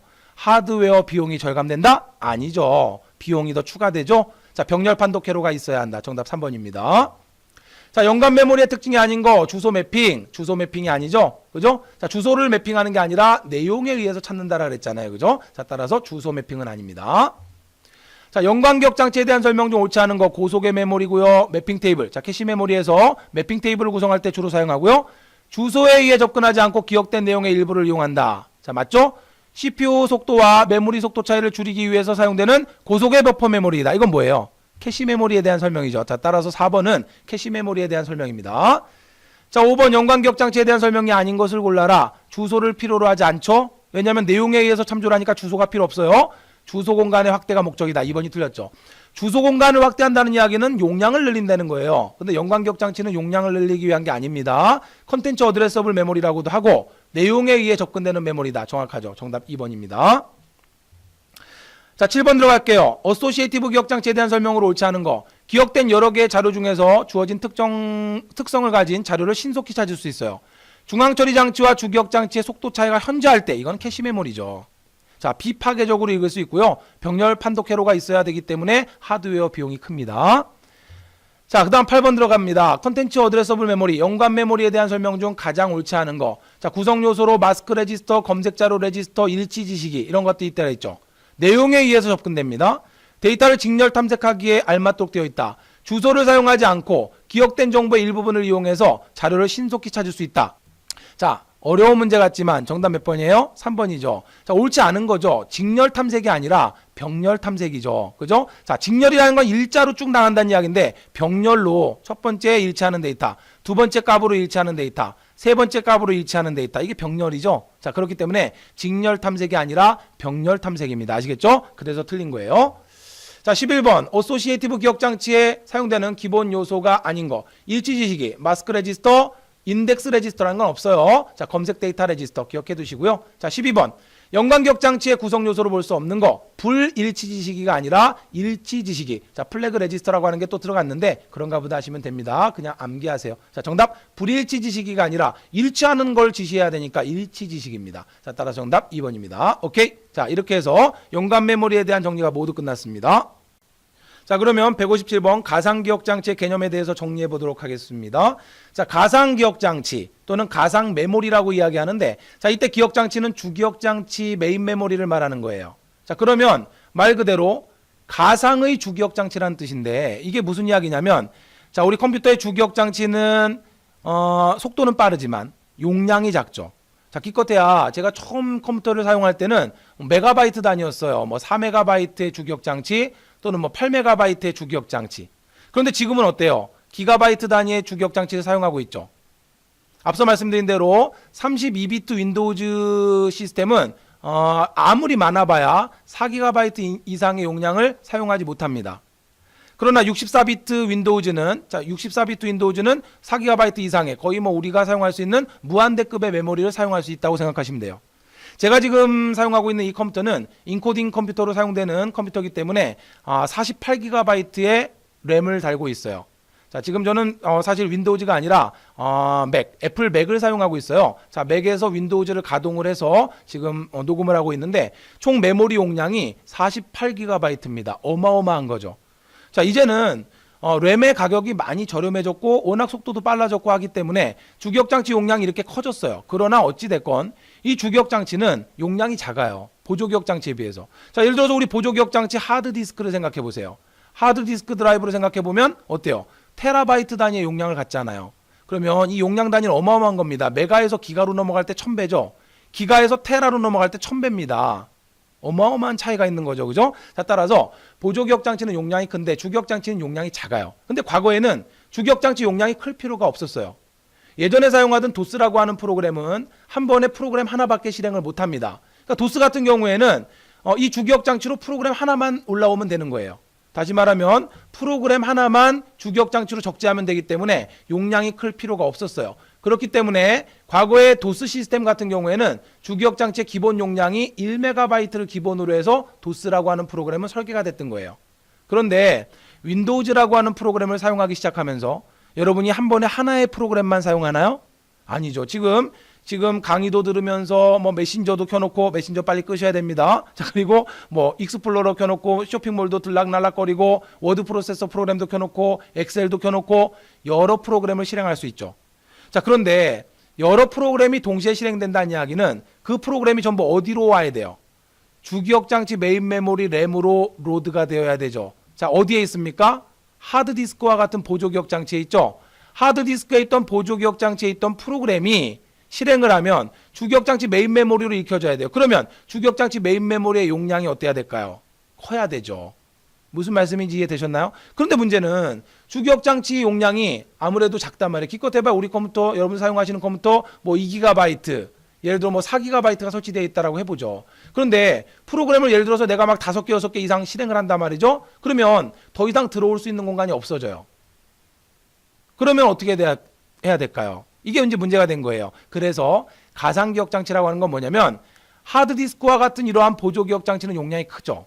이러한 하드디스크의 일부 공간을 마치 주기억장치 메인 메모리인 것처럼 컴퓨터를 속이는 거예요. 컴퓨터는 멍청하기 때문에 우리 인간이 그렇다라고 지정을 하면 컴퓨터는 그런 줄 알아요. 그래서 자, 하드디스크와 같은 용량 큰 보조기억장치를 마치 일부를 주기억장치인 것처럼 설정을 해주게 되면 컴퓨터는 주기억장치로 착각을 합니다. 예를 들어 보세요. 자, 컴퓨터를 부팅하고 윈도우즈라고 하는 프로그램이 자, 주기억장치에 이만큼 들어왔어요. 자, 그리고 내가 아래 한글을 실행했습니다. 엑셀이라고 하는 프로그램을 실행했어요. 자, 그 다음에 파워포인트를 실행했어요. 그리고 포토샵이라고 하는 프로그램을 실행했어요. 그럼 메모리가 꽉 찼어요. 그런데 제가 이제 또 게임을 실행하려고 합니다. 그러면 게임 실행되기 위해서 메모리로 올라와야 되는데 메모리에 들어갈 공간이 없잖아요. 따라서 이때 어떻게 합니까? 사용하지 않는 놈을, 내가 지금 사용하지 않는 놈을 가상 메모리 공간으로 옮기는 거예요. 자, 이 파워포인트 프로그램을 옮겨버려요. 그리고 이 공간이 비면 자, 여기에다가 게임을 로드하는 겁니다. 이해되셨나요? 자, 그러다가 또 다시 파워포인트 프로그램을 사용한다 그러면 이 게임 프로그램을 다시 가상 메모리 공간으로 내려놓고 사용하는 파워포인트 프로그램을 다시 메모리 공간으로 옮겨놓죠. 왜냐하면 CPU는 이 공간에 접근할 수 있어요? 없어요? 없어요. CPU는 오직 캐시 메모리나 또는 주기억 장치밖에 접근을 못합니다. 자, 그렇기 때문에 다시 파워포인트를 실행한다 그러면 자, 게임을 내려놓고 파워포인트를 메인 메모리로 옮겨야지만 그래야 CPU가 파워포인트에 해당하는 명령들을 가져가서 처리할 수 있는 겁니다. 이해되셨나요? 자, 따라서 이렇게 사용되는, 다시 말하면 주기억 장치 메인 메모리의 용량을 늘리기 위해서 사용하는 메모리가 뭐다? 가상 메모리다. 그런데 하나 생각해 보세요. 가상 메모리를 사용하면 속도가 빨라질까요? 느려질까요? 당연히 느려지죠. 예를 들어서 이런 컴퓨터 같은 경우에 48GB의 메모리를 가지고 있다면 굳이 가상 메모리 사용하지 않아도 이 안에서 웬만한 처리는 다 끝낼 수 있어요. 그러니까 속도가 빠른 거죠. 그래서 제가 사용하는 컴퓨터는 동영상을 인코딩해야 되기 때문에 많은 메모리 용량이 필요한 겁니다. 이해되셨나요? 그런데 가상 메모리를 사용하게 되면 일단 주기억 장치에서 가상 메모리로 떨구고 가상 메모리에 있던 프로그램을 주기억 장치로 옮기고 그럼 어떻게 돼요? 속도가 떨어지죠. 이해되셨나요? 용량을 늘리기 위한 거지 속도는 어떻게 된다? 거꾸로 떨어지게 된다는 거. 이걸 꼭 기억하셔야 됩니다. 시험 문제에 뭐라고 나오냐면 가상 메모리를 사용하면 속도가 향상된다. 무조건 틀린 거예요. 가상 메모리를 사용하게 되면 속도는 떨어집니다. 근데 왜 사용한다? 용량을 늘리기 위해서. 뭐의 용량을? 주기억 장치 메인 메모리의 용량을 마치 큰 것처럼 컴퓨터를 속이기 위해서 사용하는 겁니다. 무슨 말씀인지 이해하실 수 있나요? 오케이. 자, 우리가 사용하고 있는 컴퓨터도 가상 메모리를 쓰고 있어요. 자, 여러분 사용하고 계시는 윈도우즈에서 시작 버튼 누르시면 제어판이라고 하는 메뉴가 있죠. 자, 제어판 메뉴로 들어오시면 이런 메뉴가 보이실 거예요. 자, 물론 여러분 사용하고 계시는 윈도우즈 버전에 따라서 좀 다를 겁니다. 자, 시스템 및 보안이라고 하는 메뉴를 클릭하면 자, 이런 메뉴 보이실 거고요. 자, 시스템 메뉴를 클릭하시게 되면 내 컴퓨터의 전체적인 설명이 나올 거예요. 자, 잠깐 살펴보면 지금 64비트 운영체제를 사용하고 있다는 걸 확인할 수 있죠. 그러니까 여러분 윈도우즈가 32비트 윈도우즈인지 64비트인지 확인하실 수가 있고요. 자, 여기 보면은 16GB의 주기억 장치 메인 메모리가 설치되어 있다라고 나오죠. 분명히 아까 48GB라고 했는데 자, 48GB 메모리 중에서 자, 저는 애플 맥을 사용하고 있다라 했죠. 자, 맥이라고 하는 컴퓨터에서 패러럴이라는 프로그램을 이용해서 윈도우즈를 가동하고 있어요. 이때 메모리를 쪼개서 쓸 수가 있습니다. 자, 윈도우즈에는 16GB의 용량만 할당을 해준 거고요. 나머지 용량은 애플 맥이라는 운영체제에서 사용을 하고 있는 거예요. 자, 어쨌든 이렇게 내 컴퓨터에 설치된 메모리의 용량과 그리고 운영체제. 만약에 지금 검색을 해보세요. 32비트 운영체제라고 나오는데 여기에 메모리가 4GB 이상 설치되어 있다면 그 이상의 메모리를 더 이상 인식 못합니다. 필요 없는 메모리가 많이 장착되어 있는 거예요. 무슨 말씀인지 아시겠죠? 그죠? 자, 오케이 됐습니다. 그러면 이 왼쪽 메뉴에 보시면 고급 시스템 설정이라는 메뉴가 있어요. 자, 여기에서 성능이라고 하는 메뉴에 설정으로 들어가 보면 자, 여기에 고급 메뉴가 있죠. 자, 여기 보세요. 가상 메모리라고 하는 메뉴가 보이시죠? 우리 윈도우즈도 이렇게 가상 메모리를 지금 설정해서 사용하고 있다는 것을 확인할 수 있는 거예요. 왜냐하면 윈도우즈라고 하는 운영체제는 다중 프로그래밍, 여러 개의 프로그램을 동시에 가동할 수 있기 때문에 메모리 용량이 커야 됩니다. 그래서 하드디스크의 일부 공간을 주기억 장치인 것처럼 컴퓨터를 지금 속여서 사용하고 있는 거예요. 이해되셨죠? 자, 이러한 가상 기억 장치에 대한 내용을 정리해보면 자, 일단 기억하셔야 될 건 뭐냐면 자, 보조 기억 장치의 일부 용량을 주기억 장치처럼 사용할 수 있도록 하는 기법을 말하는 겁니다. 가상 기억 장치의 가장 큰 목적이 뭐예요? 이게 중요한 거예요. 가상 기억 장치의 가장 큰 목적은 뭐다? 용량, 주소 공간의 확대입니다. 용량 확대라고 하는 건 곧 주소 공간의 확대예요. 자, 주기억 장치 용량이 주소가 100번지까지밖에 없다면 가상 메모리로 더 많이 설정을 하면 300번지까지 쓸 수 있다는 거죠. 결국 용량을 확대한다는 이야기는 주소 공간이 확대된다는 이야기입니다. 주기억 장치 이용률과 다중 프로그래밍의 효율을 높일 수 있다. 그죠? 아무래도 주기억 장치 용량이 더 커졌으니까 다중 프로그래밍, 여러 개의 프로그램을 동시에 실행하는데 더 유용하다는 이야기예요. 자, 사용자가 프로그램 크기에 제한받지 않고 실행을 할 수 있다는 거죠. 주기억 장치로 다 들어갈 수 없어도 가상 메모리로 떨궈놓고 넣으면 되니까. 이해되셨죠? 자, 이때 이 부분을 보세요. 사용할 수 있는 보조 기억 장치는 자기 디스크와 같은 DASD. 자, 우리 공부했죠? 직접 접근 기억 장치. 그런데 시험 문제는 뭐라고 나오냐면 자기 테이프와 같은 장치라고 나와요. 자기 테이프와 같은 기억 장치는 가상 메모리로 활용하기 좋다, 나쁘다? 나쁘다. 왜냐하면 자기 테이프는 속도가 느리기 때문이죠.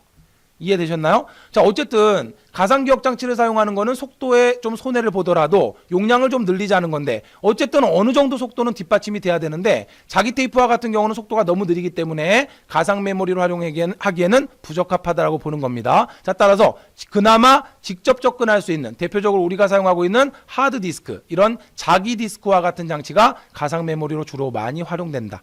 이러한 내용들을 암기하지 마시고, 자, 원리를 이해하시면 정확히 여러분들 이해하실 수 있어요. 문제 풀어보도록 하겠습니다. 가상기억 장치에 대한 설명 중 틀린 거 골라라. 자, 여러분들 유사 문제 여러 개 있을 건데 전부 뭐예요? 속도가 빨라진다라면 틀린 거예요. 주소 공간이랑 가상 공간의 집합을 말한다. 실제 컴퓨터 기억 장치인데 주소를 물리 주소라고 합니다. 가상 주소를 물리 주소로 변환하는 방법의 하나로 캠을 사용한다. 자, 빈번히 사용되는 프로그램이나 데이터를 별도의 메모리에 저장하여 사용한다. 3번이에요, 4번이에요? 4번이죠. 자, 3번은 컨텐츠 어드레서블 메모리라고 하는, 이거는 뭐예요? 연관 메모리죠. 자, 가상 메모리의 매핑 테이블을 구성할 때, 캐시 메모리나 가상 메모리의 매핑 테이블을 구성할 때 연관 메모리를 활용한다라고 했던 거 이전에 기억나십니까? 따라서 이 문제 정답은 4번이에요. 이건 뭐예요? 빈번히 자주 참조되는 프로그램이나 데이터의 일부분을 별도의 메모리, 이 별도의 메모리가 뭐예요? 캐시 메모리에 저장하는 거죠. 따라서 4번은 캐시 메모리에 대한 설명입니다. 3번은 함정이에요. 자, 따라서 정답 4번. 이 문제 주의하셔야 되겠고요. 자, 유사 문제 1번 보겠습니다. 가상기억 장치의 가장 큰 목적이 뭐다? 용량의 확대입니다. 자, 그 다음 3번 문제 보죠. 가상기억 장치에 대한 설명이 아닌 거. 자, 설명 쭉 읽어보면 정답 뭐예요? 1번이죠. 주목적은 컴퓨터의 속도를 향상시키기 위한 방법이다. 여러분들 유사 문제 4번, 5번, 6번 계속 보시면 문제 되게 어려운 것 같지만 나머지 볼 것도 없어요. 보시면 정답 뭐예요?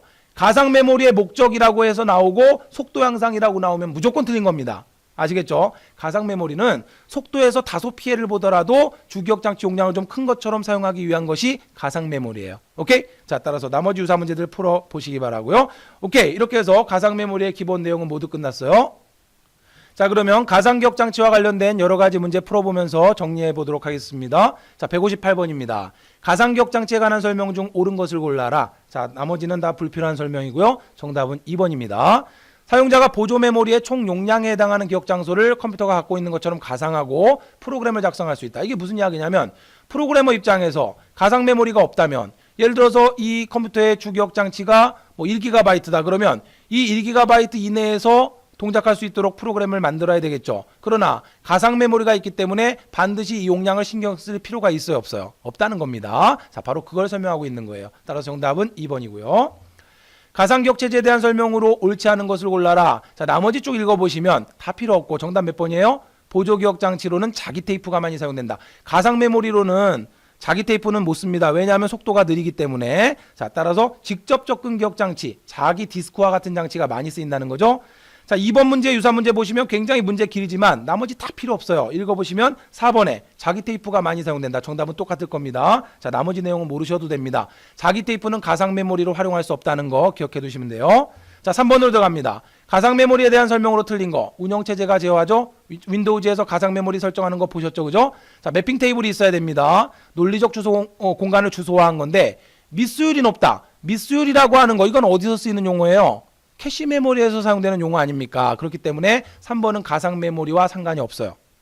자, 4번 들어갑니다. 가상 기억 장치를 도입함으로써 기대할 수 있는 장점이 아닌 거. 자, 되게 어려운 말들 나왔는데 다 필요 없는 거고요. 자, 정답 몇 번이에요? 실행 속도가 빨라진다라 그러면 맞아요, 틀려요? 틀리다라고 말씀드렸죠. 그러니까 뭐 오버레이라는 용어, 가상, 물론 오버레이라는 용어 우리 운영체제에서 또 공부할 건데 몰라도 돼요. 바인딩 타임 이런 거 모르셔도 되는 겁니다. 자, 일반적으로 가상 기억 장치를 채택하지 않은 시스템에서보다 속도가 빠르다라 그랬잖아요. 아니죠. 자, 내 컴퓨터의 메모리가 굉장히 용량이 많다면 굳이 가상 메모리 쓸 이유가 있어요, 없어요? 없어요. 그런데 메모리 용량이 작기 때문에 용량 확대를 목적으로 쓰는 거지 실행 속도는 거꾸로 떨어집니다. 자, 따라서 2번이 틀렸다는 거. 자, 계속해서 6번입니다. CPU에 의해 참조되는 각 주소는 가상 주소를 주기억 장치의 실제 주소로 변환해야 된다. 이것을 무엇이라고 하느냐? 자, 무슨 이야기냐면 실제 메인 메모리가 있어요. 그리고 하드디스크 공간에 가상 메모리 공간이 있습니다. 자, 하드디스크 공간에 가상 메모리 공간이 이렇게 있다라고 해봐요.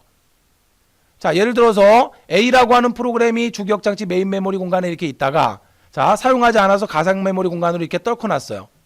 그런데 이 A라는 프로그램을 또다시 실행을 했어요. 그러면 이 A라고 하는 프로그램이 주기억장치로 들어갈 때, 자, 여기로 들어가느냐, 아니면 여기로 들어갈 수도 있어요. 그죠? 자, 그때그때에 따라서 주기억장치의 빈 공간으로 이동을 하니까, 자, 이 공간은 이미 다른 프로그램이 차지하고 있어요. 자, 그리고 D라고 하는 프로그램을 안 씁니다. 그럼 D라는 프로그램을 가상 메모리 공간으로 내려놓고 A라고 하는 프로그램이 이리로 와야 될 거 아니에요. 그러면 이 A라고 하는 프로그램이 아까는 여기에 있었는데 이제는 이리로 왔죠. 그럼 주소가 바뀌어야 되죠. 자, 이 실제 메모리의 주소로 바꿔줘야 되죠. 자, 이걸 뭐라고 한다? 매핑이라고 한다. 사상시킨다라고 한다. 자, 매핑이라고 하는 용어 공부했잖아요. 이해되십니까? 아하. 자, 따라서 이것을 매핑이라고 이야기합니다. 자, 가상기억장치에서 페이지 폴트가 발생하면, 자, 우리 캐시 메모리에서는 블럭 단위로 이동을 하지만 가상 메모리는 페이지라고 하는 단위를 써요. 페이지 폴트라고 하는 건 뭐냐면 실패했다는 이야기죠. 뭔가 CPU가 지금 필요한 걸 캐시 메모리에서 찾았더니 없어요. 주기억장치로 갔는데 주기억장치 메인 메모리에 해당 내용이 없어요. 이걸 뭐라 그래요? 자, 우리 캐시 메모리에서 없다라고 할 때는 캐시 미스라고 하는 거고, 자, 캐시 미스가 일어났다 이렇게 이야기하는 거고, 가상 메모리에서 어떤 용어를 써요? 페이지 폴트라고 하는 용어를 씁니다. 이해되셨나요? 해당 페이지가 없다.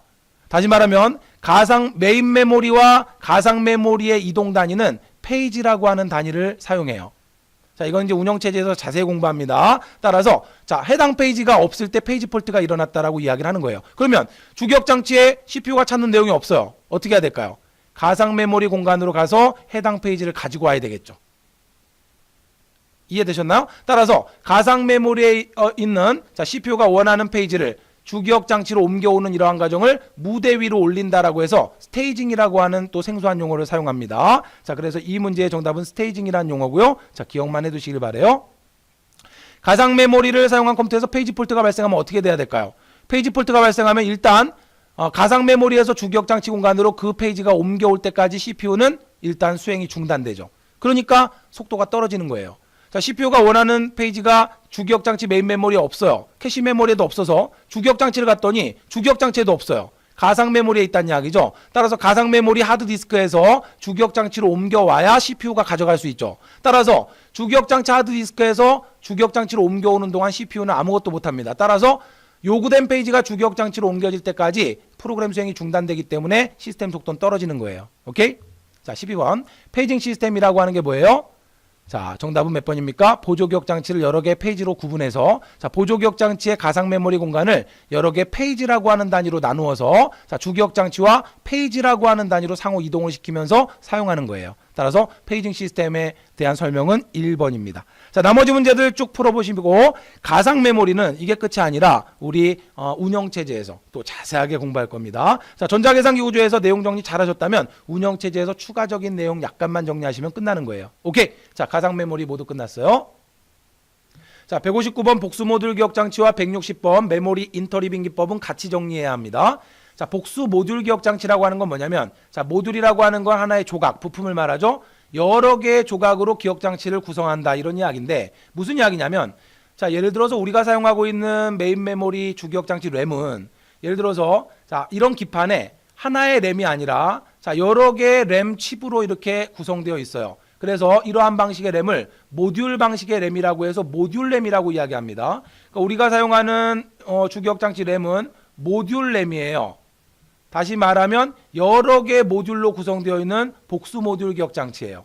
이게 무슨 이야기냐면 하나를 통째로 사용하는 게 아니라 여러 개의 램 칩으로 구성되어 있다는 이야기죠. 그럼 왜 이렇게 구성을 하느냐? 좀 더 CPU가 빠르게 명령이나 데이터를 가져가기 위해서 사용하는 거예요. 다시 말하면 10분할 기법이라고 하는 건데 교차 접근을 하는 겁니다. 10분할이라고 하는 개념은 나중에 배울 거예요. 자, 이건 교차로, 교대로 접근을 한다는 소리예요. 자, 메모리를 하나의 칩을 만들어서 CPU가 필요한 거 가져가는 것보다는 여러 개의 모듈로, 여러 개로 나누어 놓고, 자, CPU가 1번 모듈에서 뭔가 명령을 가져가고 처리하는 동안 2번 모듈로 접근해서 바로 또 다음 명령 가져가고 3번 모듈로 접근해서 또 가져가고 이런 식으로 교대로 막 접근을 하게 되면은 CPU가 빠른 속도로 데이터를 가져갈 수 있다는 거예요.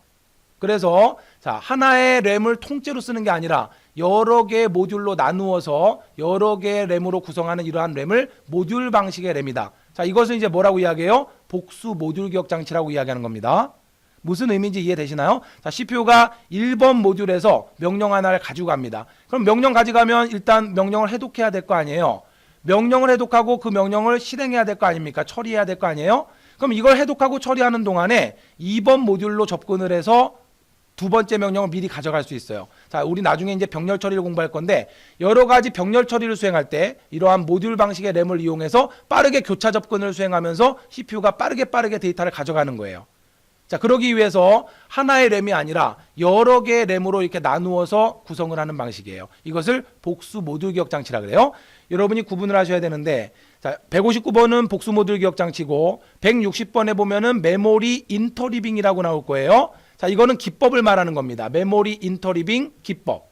다시 말하면 조금 전에 설명드렸듯이 이렇게 교차 접근해서 가져가는 기법을 뭐라 그래요? 메모리 인터리빙 기법이라고 하는 거고, 하나의 램이 이렇게 여러 개의 모듈로 나뉘어져서 구성된 이러한 방식의 하드웨어, 이러한 램을 뭐라 그래요? 복수 모듈 기억 장치라고 하는 거죠.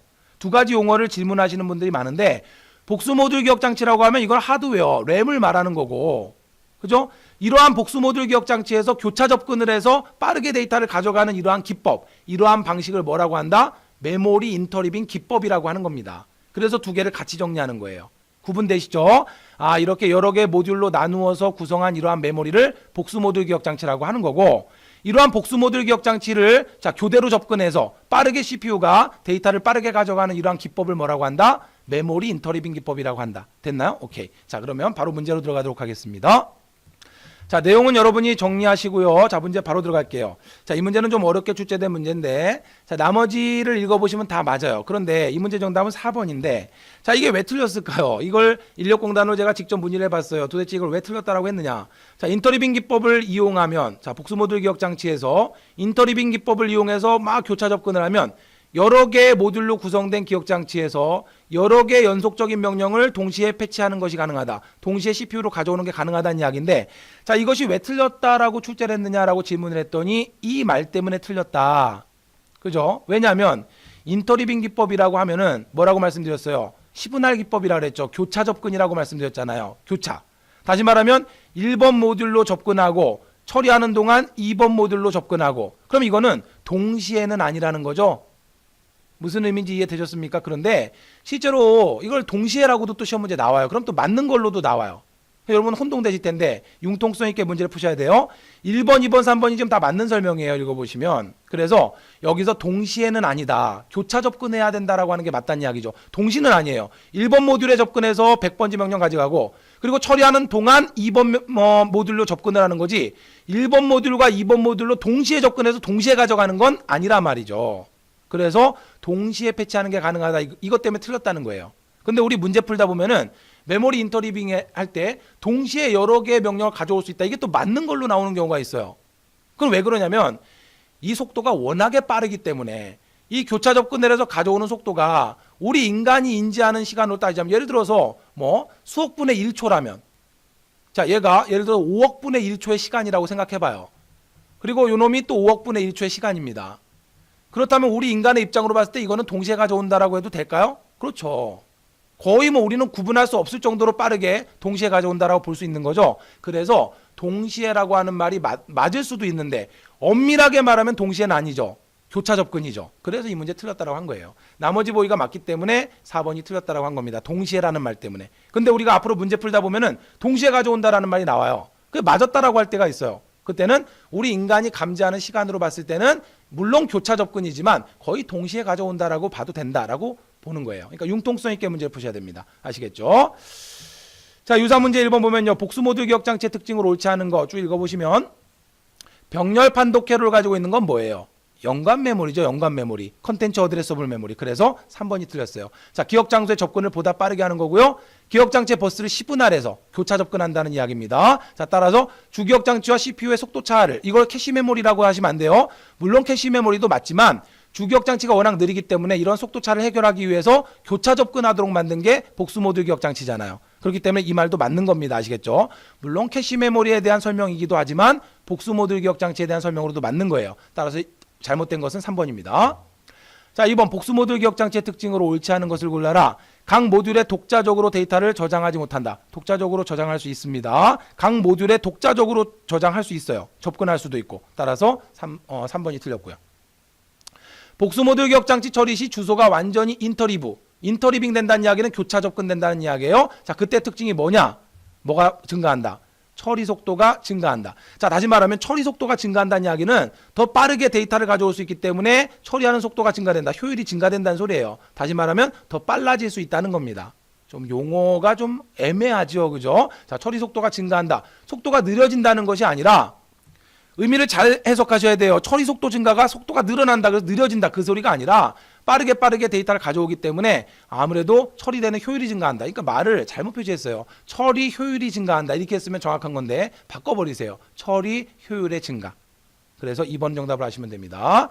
자, 이렇게 3번까지 모두 풀어봤고요. 그러면 자, 바로 메모리 인터리빙으로 들어갈게요. 앞서 말씀드렸지만 하나의 램을 구성할 때 여러 개의 모듈로 구성한 이러한 램을 복수 모듈 기억 장치라고 하는 거고, 그러한 복수 모듈 기억 장치를 각 모듈을 교차로 접근해서 빠르게 데이터를 가져오는 기법을 메모리 인터리빙이라고 하는 겁니다. 두 가지 구분할 수 있죠. 오케이. 자, 내용 정리되어 있는 것은 여러분들이 읽어보시고요. 그러면 원리를 설명드릴게요. 자, 메모리 인터리빙 기법이라고 하는 건 정확히 무엇을 의미하는 거냐면, 자, 예를 들어서 주기억 장치 메인 메모리가 있고 CPU가 있죠. 자, 주기억 장치 메인 메모리가 여러 개의 모듈로 구성되어 있어요. 그죠? 자, 그래서 복수 모듈 방식으로 주기억 장치 램이 구성되어 있죠. 근데 문제는 CPU가 예를 들어서 1번 모듈, 2번, 3번, 4번, 5번 모듈에 위치한 주소를 동시에 5개의 주소를 보낼 수는 없어요. 자, 주기억 장치와 CPU 사이에는 주소 버스가 있는데 한 번에 하나의 주소밖에는 못 보냅니다. 그러니까 예를 들어서 1번 모듈에 있는 100번지의 명령을 가져와야 된다면, 자, 주소를 보내겠죠. 1번 모듈에 100번지 보내면 이 시간은 순식간이에요. 근데 문제는 1번 모듈로 가서 100번지의 데이터를 찾아서 읽어서 CPU로 전송하는 데는 시간이 꽤나 걸린다는 이야기입니다. 그러니까 메모리 인터리빙이라고 하는 건 뭐냐면 100번지라고 하는 주소를 먼저 보내죠. 그러면 주기억 장치 안에 주소 처리기라고 하는 장치가 있어요. 이 주소 처리기가 100번지, 1번 모듈에 100번지구나 찾아가죠. 찾아가서 찾는 시간에 두 번째 2번 모듈에 100번지 두 번째 주소를 보낸단 말이에요. 이해되셨습니까? 그러면 여기서 찾는 동안에 이미 주소값을 보냈잖아요. 그죠? 그러면 여기서 이제 찾죠. 찾아서 이리로 보내겠죠, 데이터를. 물론 데이터 버스는 따로 있겠죠. 데이터를 보내겠죠. 그리고 그러면 이미 여기서 어떻게 돼요, 램은? 2번지에서 또 찾고 있죠. 또 찾는 동안 어떻게 됩니까? 3번 모듈의 주소를 또 보내요. 그러면 2번 모듈의 100번지 값을 찾는 동안에 세 번째 주소를 또 받았죠. 이런 식으로 계속해서 동시에 주소를 보낼 수는 없으니까 하나의 주소를 보내서 여기서 찾는 동안 다음 주소 보내고 또 찾는 동안 다음 주소 보내고 이런 식으로 교차 접근을 하게 하면은 빠르게 데이터를 찾아보낸단 말이죠. 왜냐하면 CPU 내부에서 처리하는 속도는 워낙에 빨라요. 주기억 장치에서 이런 식으로 막 보내도 CPU는 얼마든지 처리합니다. 오히려 이 속도가 더 느려요. 아무리 이렇게 해도.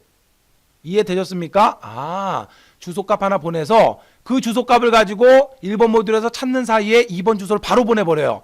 자, 여기서 찾아서 보낸 다음에 보내는 게 아니라, 자, 1번 모듈로 가서 100번지 값을 찾는 사이에 CPU는 두 번째 주소를 미리 보내버려요. 그리고 요놈을 찾아서 보내면 두 번째 모듈에서 또 100번지를 찾아가겠죠? 그 사이에 세 번째 주소를 또 보냅니다. 이런 식으로 계속해서 주소를 교대로 보내게 되면은 각 모듈을 교차 접근하면서 빠른 속도로 데이터를 CPU로 더 보낼 수 있다는 거예요. 그러면 CPU가 처리를 할 때 좀 더 효율적으로 빠르게 처리할 수 있다는 겁니다. 각 모듈을 번갈아 가면서 빠르게 접근할 수 있도록 주소값을 보내고 처리하는 동안 바로 또 다음 주소값을 보내고 이런 식으로 교차 접근하게 각 복수 모듈을 교차 접근하도록 하는 이러한 기법을 메모리 인터리빙이라고 한다. 오케이? 됐어요. 자, 문제들 한번 보겠습니다. 자, 효율적인 주기억 장치 접근을 위해서 기억 장소의 연속된 위치를 서로 다른 뱅크, 서로 다른 모듈로 교차 접근할 수 있는 방법이 뭐냐? 인터리빙입니다. 자, 중앙처리 장치와 주기억 장치 사이의 실질적인 대역폭을 늘리기 위한, 대역폭이라고 하는 건 전송하는 속도와 관련이 있다라 그랬죠. 우리 차선을 이야기한다고 생각하면 된다고 말씀드렸어요. 1차선 도로보다 10차선 도로가 훨씬 더 빠르죠. 따라서 빠르게 더 전송할 수 있도록 하는 방법, 메모리 인터리빙이죠. 자, 인스트럭션, 명령어의 처리 속도를 위해서 중앙처리 장치의 속도와 기억 장치의 속도 사이클, 유효 사이클 동안 병행 실행된다. 계속해서 처리되는 동안 다음 명령 계속 보낼 수 있다는 거예요. 그래서 정답은 인터리빙입니다. 자, 말을 괜히 어렵게 표현했죠. 자, 메모리 인터리빙의 설명이 아닌 거 골라라. 자, 다 읽어보시면 정답은 1번이죠. 저속의 블럭 단위 전송이 가능하다. 아니죠. 왜냐하면 메모리, CPU에서 메모리 인터리빙을 사용하든 어떤 방법을 사용하든 메인 메모리로 접근해서 데이터를 가져갈 때는 워드라고 하는 단위를 사용합니다. 따라서 블럭이 아니죠. 블럭 단위로 전송하는 거는 메인 메모리에서 어디로 이동할 때, 캐시 메모리로 이동을 시킬 때 블럭이라고 하는 단위를 쓰는 거예요. 이해되셨나요? 자, 또는 보조기억 장치에서 메인 메모리 이동할 때도 블럭이라는 단위를 씁니다. 그러나 주기억 장치에서 CPU로 데이터를 가져갈 때는 워드라고 하는 단위로 가져가는 거죠. 자, 따라서 블럭 단위 전송이 아니에요. 자, 따라서 1번 정답이고요. 2번 같은 거 읽어보시고 DMA 뭔지 아직 모르셔도 좋아요. 오케이. 자, 저속의 메모리 인터리빙. 자, 메모리 인터리빙에 대한 설명을 옳지 않은 것을 골라라. 쭉 읽어보시면 단위 시간에 여러 메모리에 접근이 가능하도록 하는 방법이죠. 자, 따라서 1번이 틀렸습니다. 자, 계속해서 10번 인터리브드 메모리에 대한 설명과 관계가 없는 거 골라라. 나머지 읽어보시고요. 정답은 4번이죠. 데이터의 저장 공간 확대가 아니죠. 보다 빠르게 접근하기 위한 겁니다. 주기억 장치에 빠르게 접근해서 필요한 명령이나 데이터를 가져오기 위한 거지. 자, 저장 공간 확대는 뭐예요? 가상 메모리입니다. 아시겠죠? 오케이. 자, 마지막 13번 볼게요. 연관 메모리는 뭐예요? 접근 속도 향상이죠. 가상 메모리는 공간 확대죠. 캐시 메모리도 속도 향상과 관련 있죠. 근데 메모리 인터리빙이 공간 확대와 관련 있나요? 아니죠. 메모리 인터리빙도 교차 접근을 통해서 속도 향상과 관련 있는 거죠. 다 속도 향상과 관련 있는 거고 가상 메모리만 공간 확대와 관련 있는 거죠. 13번 문제 정확하게 정리하세요. 또다시 응용돼서 출제될 수 있습니다. 자, 이렇게 해서 컴퓨터에서 사용되는 여러 가지 특수기억 장치에 대해서 모두 내용 정리가 끝났습니다. 자, 제가 열심히 설명을 드렸는데 요새 목이 다셨네요. 그죠? 자, 여러분들에게 잘 전달되었으면 좋겠네요.